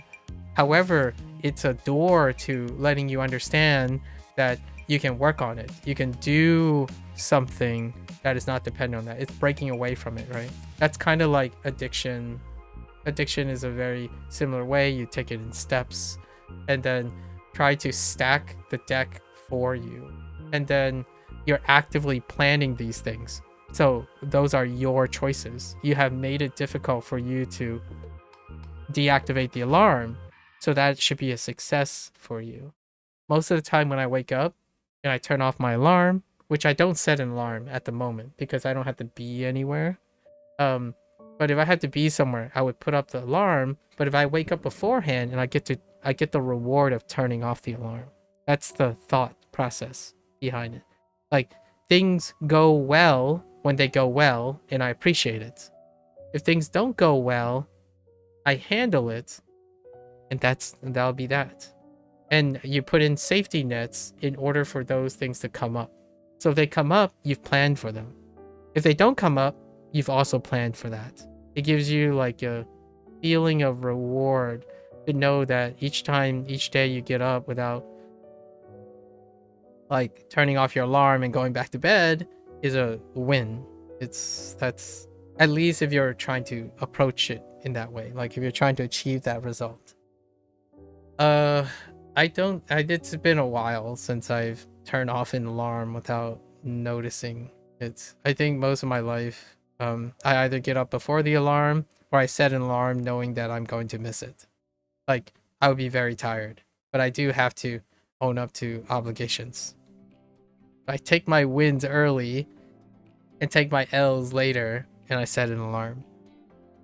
When I'm not obligated to do something, I don't set an alarm. I don't need that safety net at the moment. Safety nets are great when used as safety nets. They can be enabling and conditioning of complacency when they're used liberally.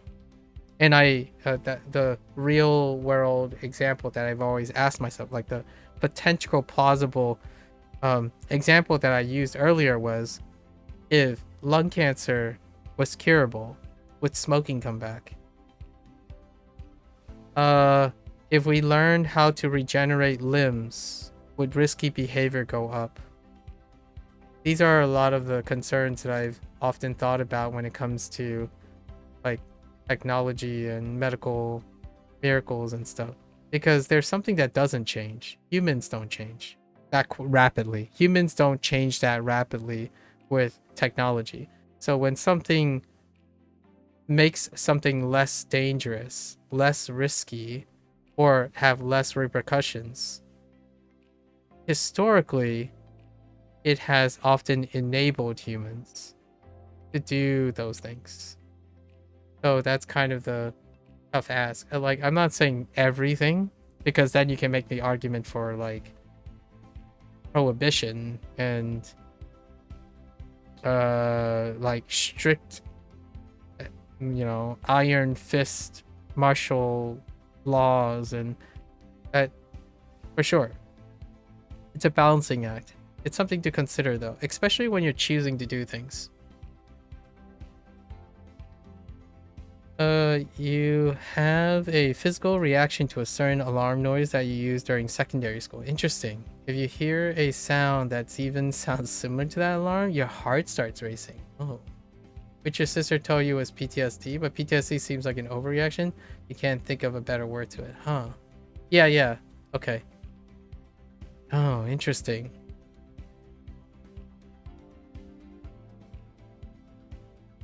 And you try to avoid that noise, right? Or are you trying to understand the nature of that alarm noise? That's wild. You feel the same in the current day with Americans suing left and right and center due to something that could have been avoided if they had some quote unquote common sense, right?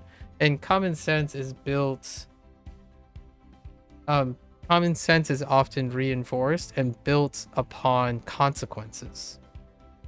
In my opinion, when things get taken for granted, common sense no longer applies to that. There's no requirements for those safeguards, because you have safeguards. Like, for example, there's no need to ask someone a question if Google has the answer.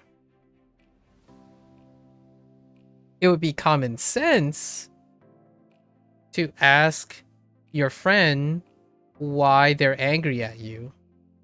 But since since you believe Google can explain why your friend is angry at you and you don't want to ask your friend, then common sense goes out the window. Like, for example, how do you solve a problem if you know the nature of the problem? Common sense would tell you that if you tell me that you understand what your problem is, you would be able to solve it. But that's not common sense anymore. People can know a lot about their problem and still not know how to solve it. Or like address it, or even improve, or even express it. Like, I would say there's a large time spent when someone says, "Oh, I know what my problem is." Okay, explain it to me. Like, well, I don't know how to explain it. I mean, okay, when you mean you know the problem, you know how it feels or something, right? It's like, I just know. I'm like, I don't understand what you mean by you know. Do you understand your problem or do you not? And then, common sense would be like, oh yeah, I understand what makes my problem go. And okay, so what is it? And they'd be like, I don't know. Sometimes it's this, sometimes it's that. That means you don't understand it well enough. But yeah, that's the type of conversation that I have, honestly. I do, if any spare time I have, those are the nature of my conversation. And that's kind of tied to the idea that if you don't do those things anymore and you have other things to compensate, what seems like common sense, I'm trying to be fair to like even your situation as well as other people's situation. It's a human condition, right? In my opinion, it's a human condition. When you have safeguards and things that do the things for you, that stuff doesn't become common sense anymore. Something else is doing it for you, so you don't need to explain those relationships. Like, what is the fastest way to finding out if you're unapproachable. You ask the people. But common sense now is to spend 8 hours doing a triangulated converging evidence data mine online for the next 3 months of your life, convincing yourself that you're unapproachable without asking the person.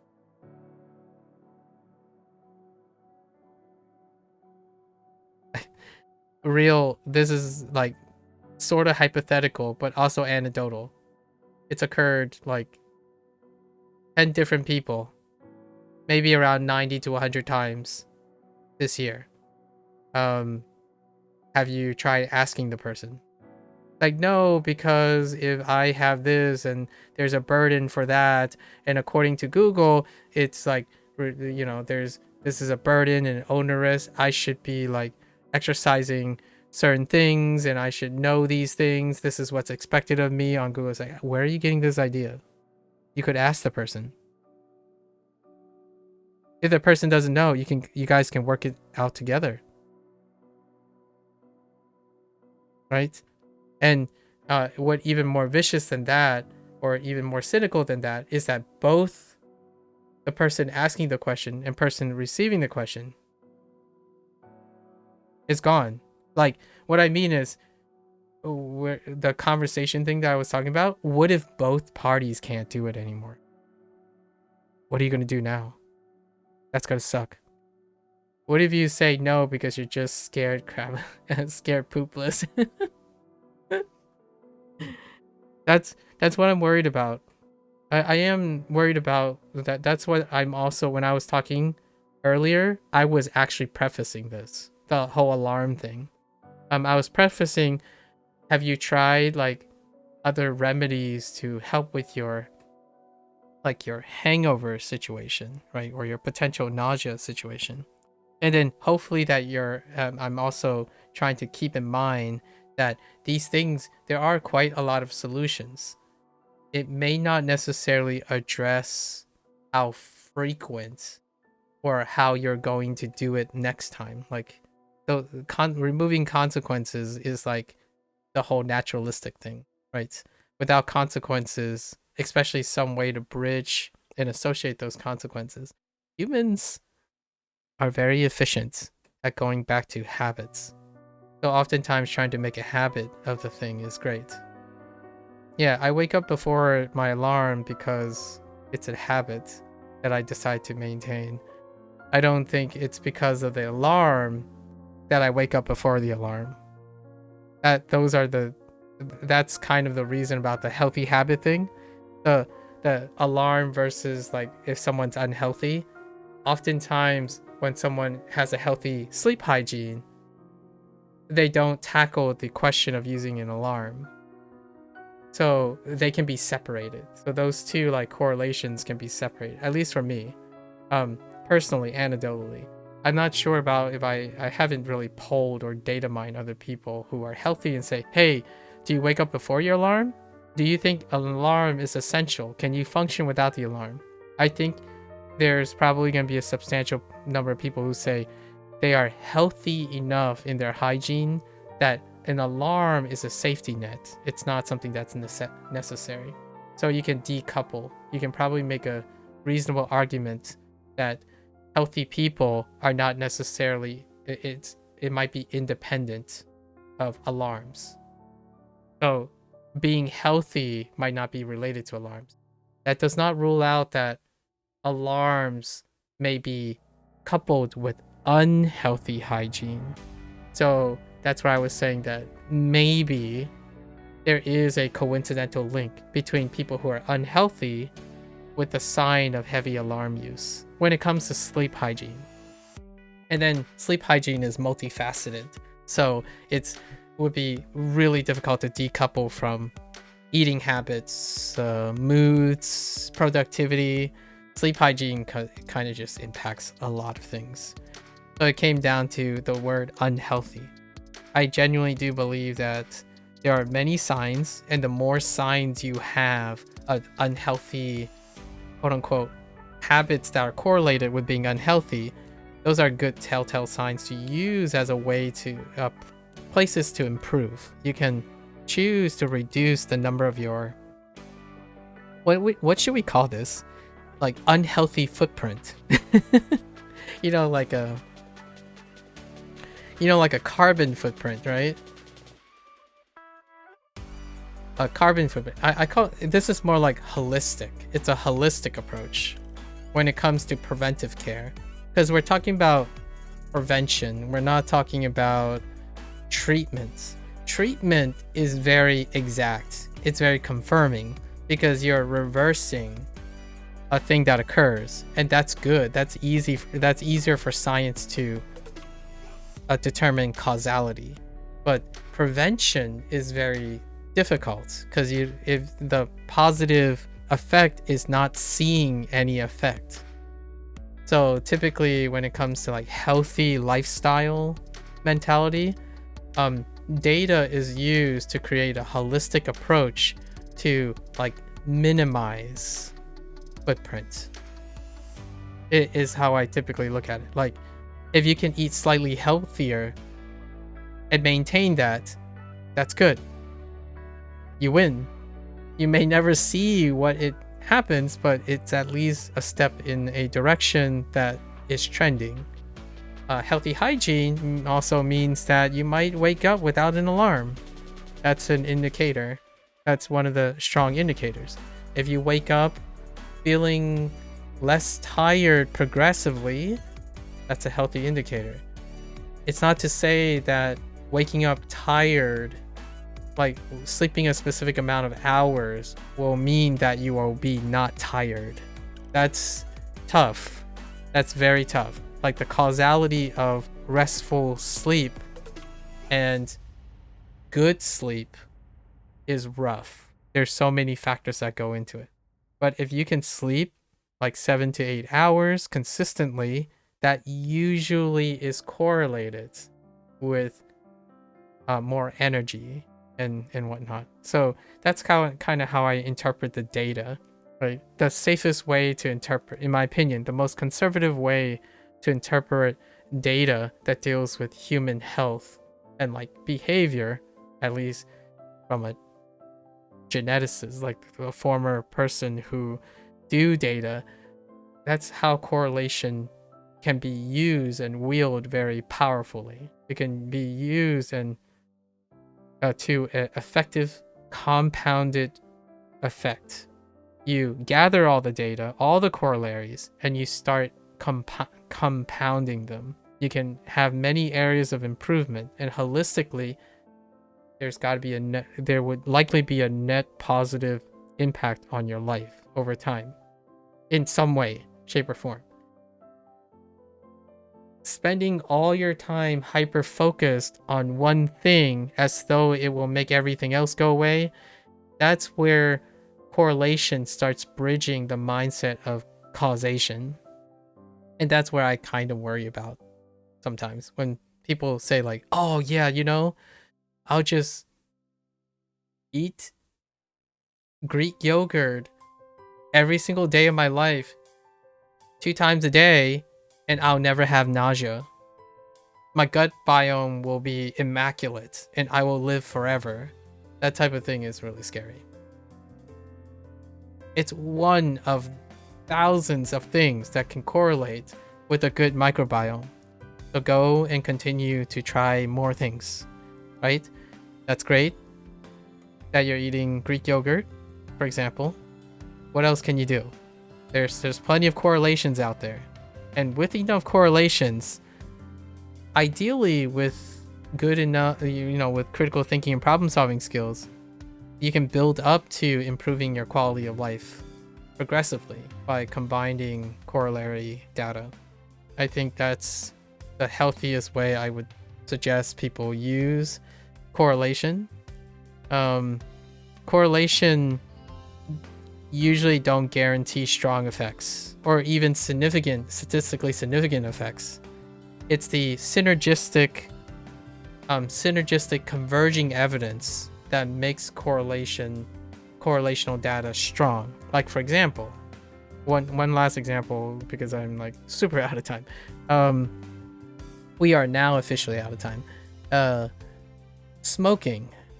To this day, I'm still convinced, I'm still pretty sure there's no literal causal link to prove mechanistically that smoking, like, it's still contentious in a way, that smoking directly leads to lung cancer, because lung cancer is so multifaceted that it's difficult to like quite literally do that. And even then, it would require human experimentation to literally suggest causation. However, overwhelming converging evidence, both correlational and like causal in the steps, would suggest that it is basically accepted as a fact, right? And that's how one should approach holistically corollary data on health. You stack them up. Find all the little things that you can use with data to stack it in your favor. You have, hopefully you have a really wonderful long life to try to stack a lot of these. And that deals with, that mirrors habit formation. And that could start with alarms. I like to believe that each and every day, we, you know, like people that are around you or people that we know, can encourage each other to slightly do better with more knowledge, and then that knowledge gets put into practice. And placing that into practice is something that doesn't wait for anyone. Like, you can't substitute habit formation for knowledge. Like, or no, sorry, you can't substitute knowledge for habit formation. You can know something is really terrible or unhealthy and still habitually do it. Unfortunately and fortunately, I could flip this and make it seem like a positive thing. Like your naturalistic thing, where you still have the capacity to know something is dangerous despite not knowing it's dangerous, for example. Or you have reflexes that are built in, or like you even have things where I know this feels wrong. Maybe I should really consider it again. So the silver lining is the other way is also true, where you have quote unquote habits that are hard to forget, like consequences. So you could view it as a positive thing, like alcohol poisoning, for example. The Garcia effect is what I usually refer to as a food aversion, food poisoning. That type of stuff have defensive measures too. It's really difficult to, well, you still think like, but people still like get drunk all the time. Like, yeah, but it's still a strong effect. Like, when you get drunk, you get reminded really heavily, and it's hard to forget how to. Why do you refer to it as the Garcia effect? The Garcia effect is I'm pretty sure it's the name in psychology. The Garcia effect is when you develop a taste, a conditioned taste aversion developed after specific foods become associated with a negative reaction, like a nausea or vomiting. That's the name. It was in the 1950s when they realized that one of the strongest lingering effects for conditioning is a negative response or taste aversion to food. So alcohol would fall under that. When you like drink a lot of alcohol and you have a negative effect, that is a really strong driver, and it's called the Garcia effect. Or like you ate Taco Bell, right? And then you vomit, you like violently vomit on your first time you've ever eaten Taco Bell. And then when you pull up to a Taco Bell and you look at it, it's like you start to have a nausea effect immediately, even though it's not actually happening. That's the Garcia effect. It's one of the earlier 1950s like conditional observations, and alcohol poisoning is supposed to be under that. Despite having such a strong effect, People still get drunk all the time. And now you might be thinking, well, then it's not that powerful. Now we have to ask ourselves, what is overpowering it? So what is it that is triggering your drinking habits that are even stronger than that ridiculous, awful feeling when you're upchucking alcohol? Like, and that is where we start investigating, right? Because you're looking for the source, not your response. And oftentimes it's really unfortunate for a lot of people that I've come across to. It's usually some sort of coping mechanism. Not celebratory. Today was different. Like, I'm not suggesting that you're coping today. Hopefully not. But I usually ask. Like, can you explain to me what is it that, that triggered or encouraged you to do this action without restraint, or to the point where you know what's going to happen, but you still do it?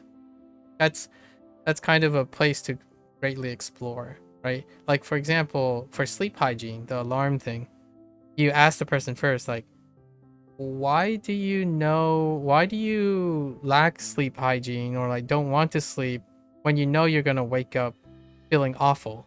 That's one of the responses of your body. Like, if you know it, you're always feeling tired, what is it that is causing you to ignore that feedback from your body or from whatever you're doing and continue to embrace it?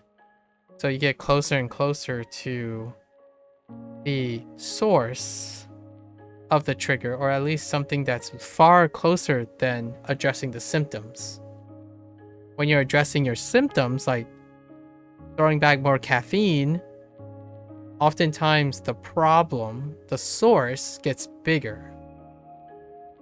You're treating the symptom, not the trigger or the source. And that's one of the, this is my non-professional interpretation of what happens when you enable yourself by having a solution to the symptom and not the trigger of the habit. And then the solution to the symptom or the consequences then enables you to trigger the habit even more, right? And one of the fun things you can do is incentivize yourself to not do the trigger. And that's where I usually focus on. Like, how do I make something more attractive? Like, I'm more of a positive person, so I try to explain. If someone can explain to me what their trigger is, how can we replace it with something even more attractive? Something that is more attractive, and even if the person doesn't know that it leads to a better outcome, the outcome is not that's not the focus at the moment. It's more like getting them to try to incentivize them to do something that is more attractive than whatever is triggering their negative effect. So when it comes to drinking, like excessive drinking, it can be tough, but generally you want to find out what is it that drives you past all the consequences.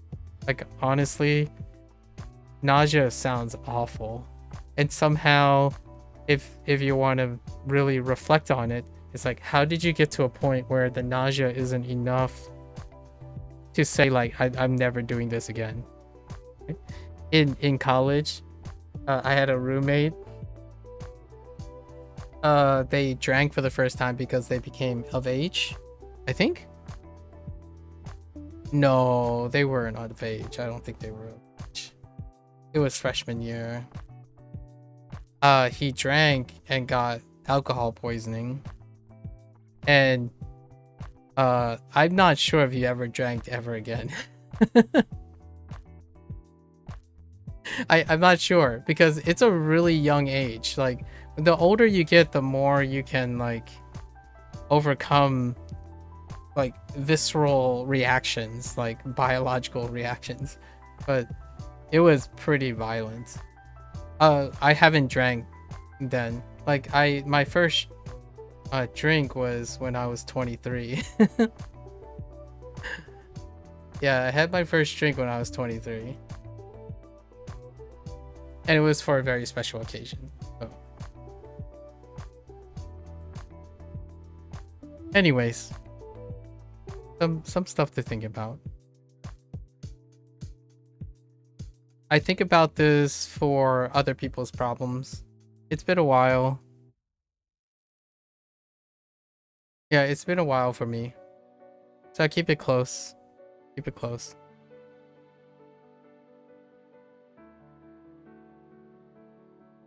Alright, so beach house. This is where Mario is taking shelter from the rain. That startled me. Heckin' windows.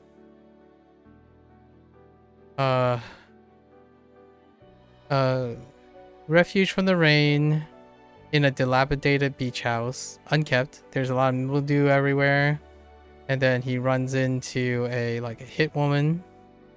They decide to call it a truce because it's very miserable. Alright. And then we have Charlie Brown, who is in the basement of the house. Right, his house. Where a bunch of Slendermen, many Slendermen decide to use his house as a party. Right.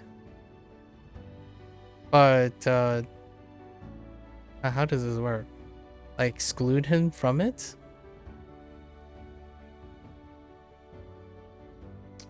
I don't think it's exclude. Extravagant. They threw an extravagant party while excluding him. At his expense. Alright, I'm slipping. I'm slipping now. Kermit the Frog is in front of the lawn, in front of the English Manor on the immaculate lawn, entertaining the rich kids. He brought a turntable and started, I don't know, making funny frog noises from his mouth to entertain them. I don't understand how that's related to the definition of this. Oh, uttered. He uttered a bunch of frog noises. Alright, so then we have James Bond, who is in the... Sorry, my voice is giving out. We're gonna put the fries in the bag now. Hopefully you feel better. Did you ever watch the Hangover movies pro call? Sorry, somehow I that's the image. Oh, how about At World's End? Did you watch that? Sorry, I picked a British flick, but At World's End is kind of nice. When I think of people who drink, I kind of have an impression of those ideas. Mind you, I've been around a lot of different versions of excessive drinking, and there are fun ones that are once in a lifetime. There are incredibly celebratory ones. There are romantic ones, and then there are really sad ones and depressing ones. So, been around drinking a lot, and I was 2 or 3 times I was the one that took the chance, and unfortunately my constitution is not that great. So I have learned also from my 2 or 3 experiences with alcohol consumption.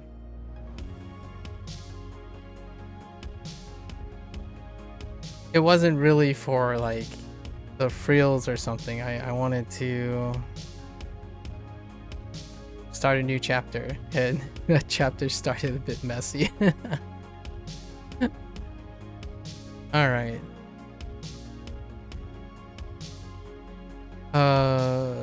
James Bond is in the house.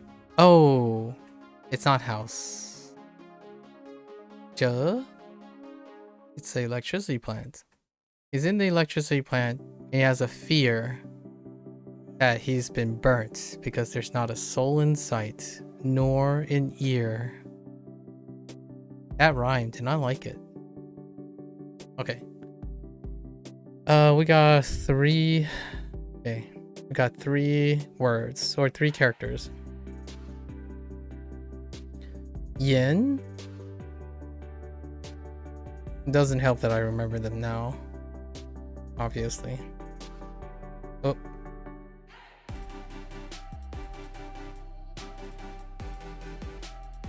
Yin. Along. And Zhang. Zhang is... oh, self.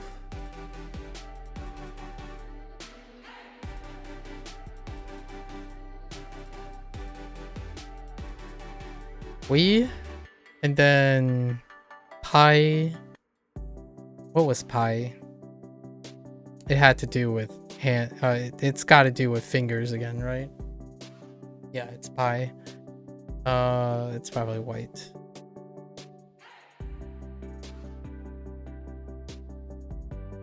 Which is Pat. An early one actually, an early problematic. All right, so let's go and do these and then call it a day. A wonderful day it was, filled with digressions and am I crazy or I don't see Ian? Oh, okay. I did write something, I remember. Yoshi inside the pawn shop where he works, he makes sure to clean all along the walls by opening his mouth and using his tongue to spray everything down.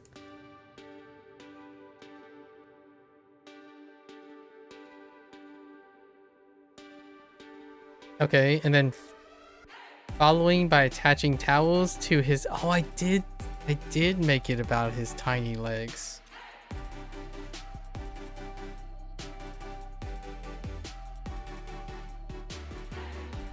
Maybe like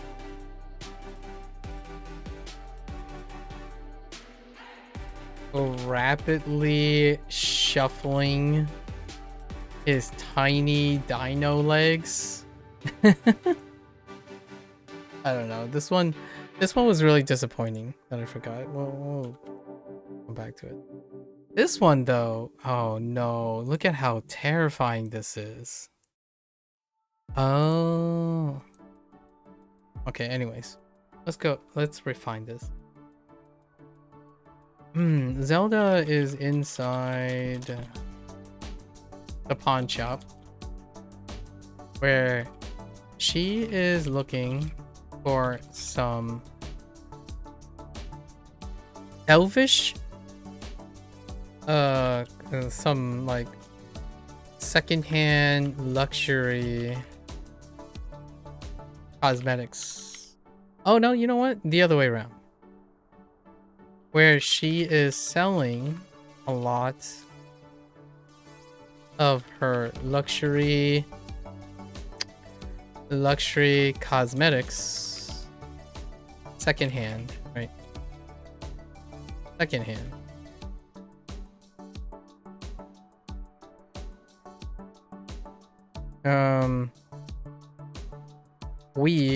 Oh no, we is kind of tough though.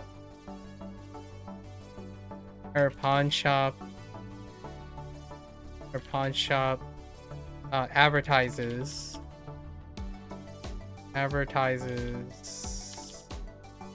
that we have wonderful products for maintaining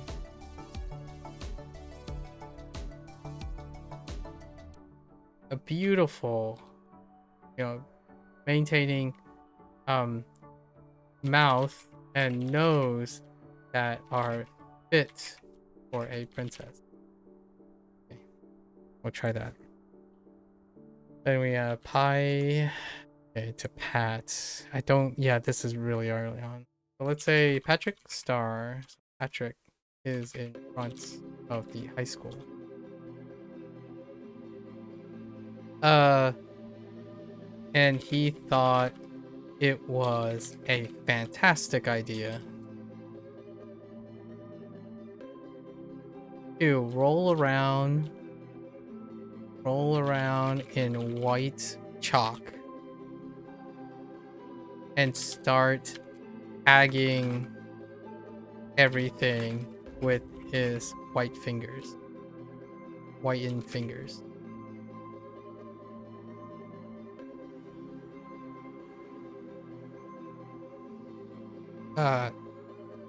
Which, you know, includes all around the school grounds and other students.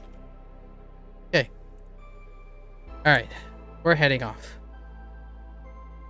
Ooh, ooh-wee. All right. It's been swell. 2 very long digression days. Like digression sessions. Alright folks, that's a wrap for HanziHero today. If you're gonna watch this there, 谢谢. As always, feel free to follow along, pick up HanziHero for yourself, give it a try, let me know what you think. You're always welcome to stop on by, yap a bit. I do enjoy talking about conversation, right? Discussing with people and doing things. That's I made that analogy about a heart, right? Happy dollars. We're all about spending those happy dollars. What is burning a hole in my pocket? Happy dollars. We take the happy dollars and we go share it. So, as a digression all the way from Wanikani, I think sometimes hubris is double-edged. And then it's very sobering, in my opinion, in the recent days to be accused, at least allegedly accused, to be someone who is entirely opposite of who I am. So I thought maybe it would be a perfect opportunity to demonstrate that not only do I not reciprocate those malicious meanings or like ill intent or doomsaying, let's try to reciprocate with more understanding and then use it as a learning experience for all those who are more receptive, right? Hopefully everyone is doing well. Most of the peeps that I hung out with today should be resting, roll call, and all the others. Until next time, you're more than welcome to come on by, share some things. We can start with one sentence. We can do our first layer loop, into our second layer loop, into our third layer loop. Again, I haven't encountered someone who is so rigorously antisocial, I guess, that they don't find it rewarding when someone genuinely shares, discuss, and participate in mutual attention to each other's ideas and life processes. So you're more than welcome. Until next time, 大家下次见，感谢观看。See you guys next time. Thanks for watching. Bye bye.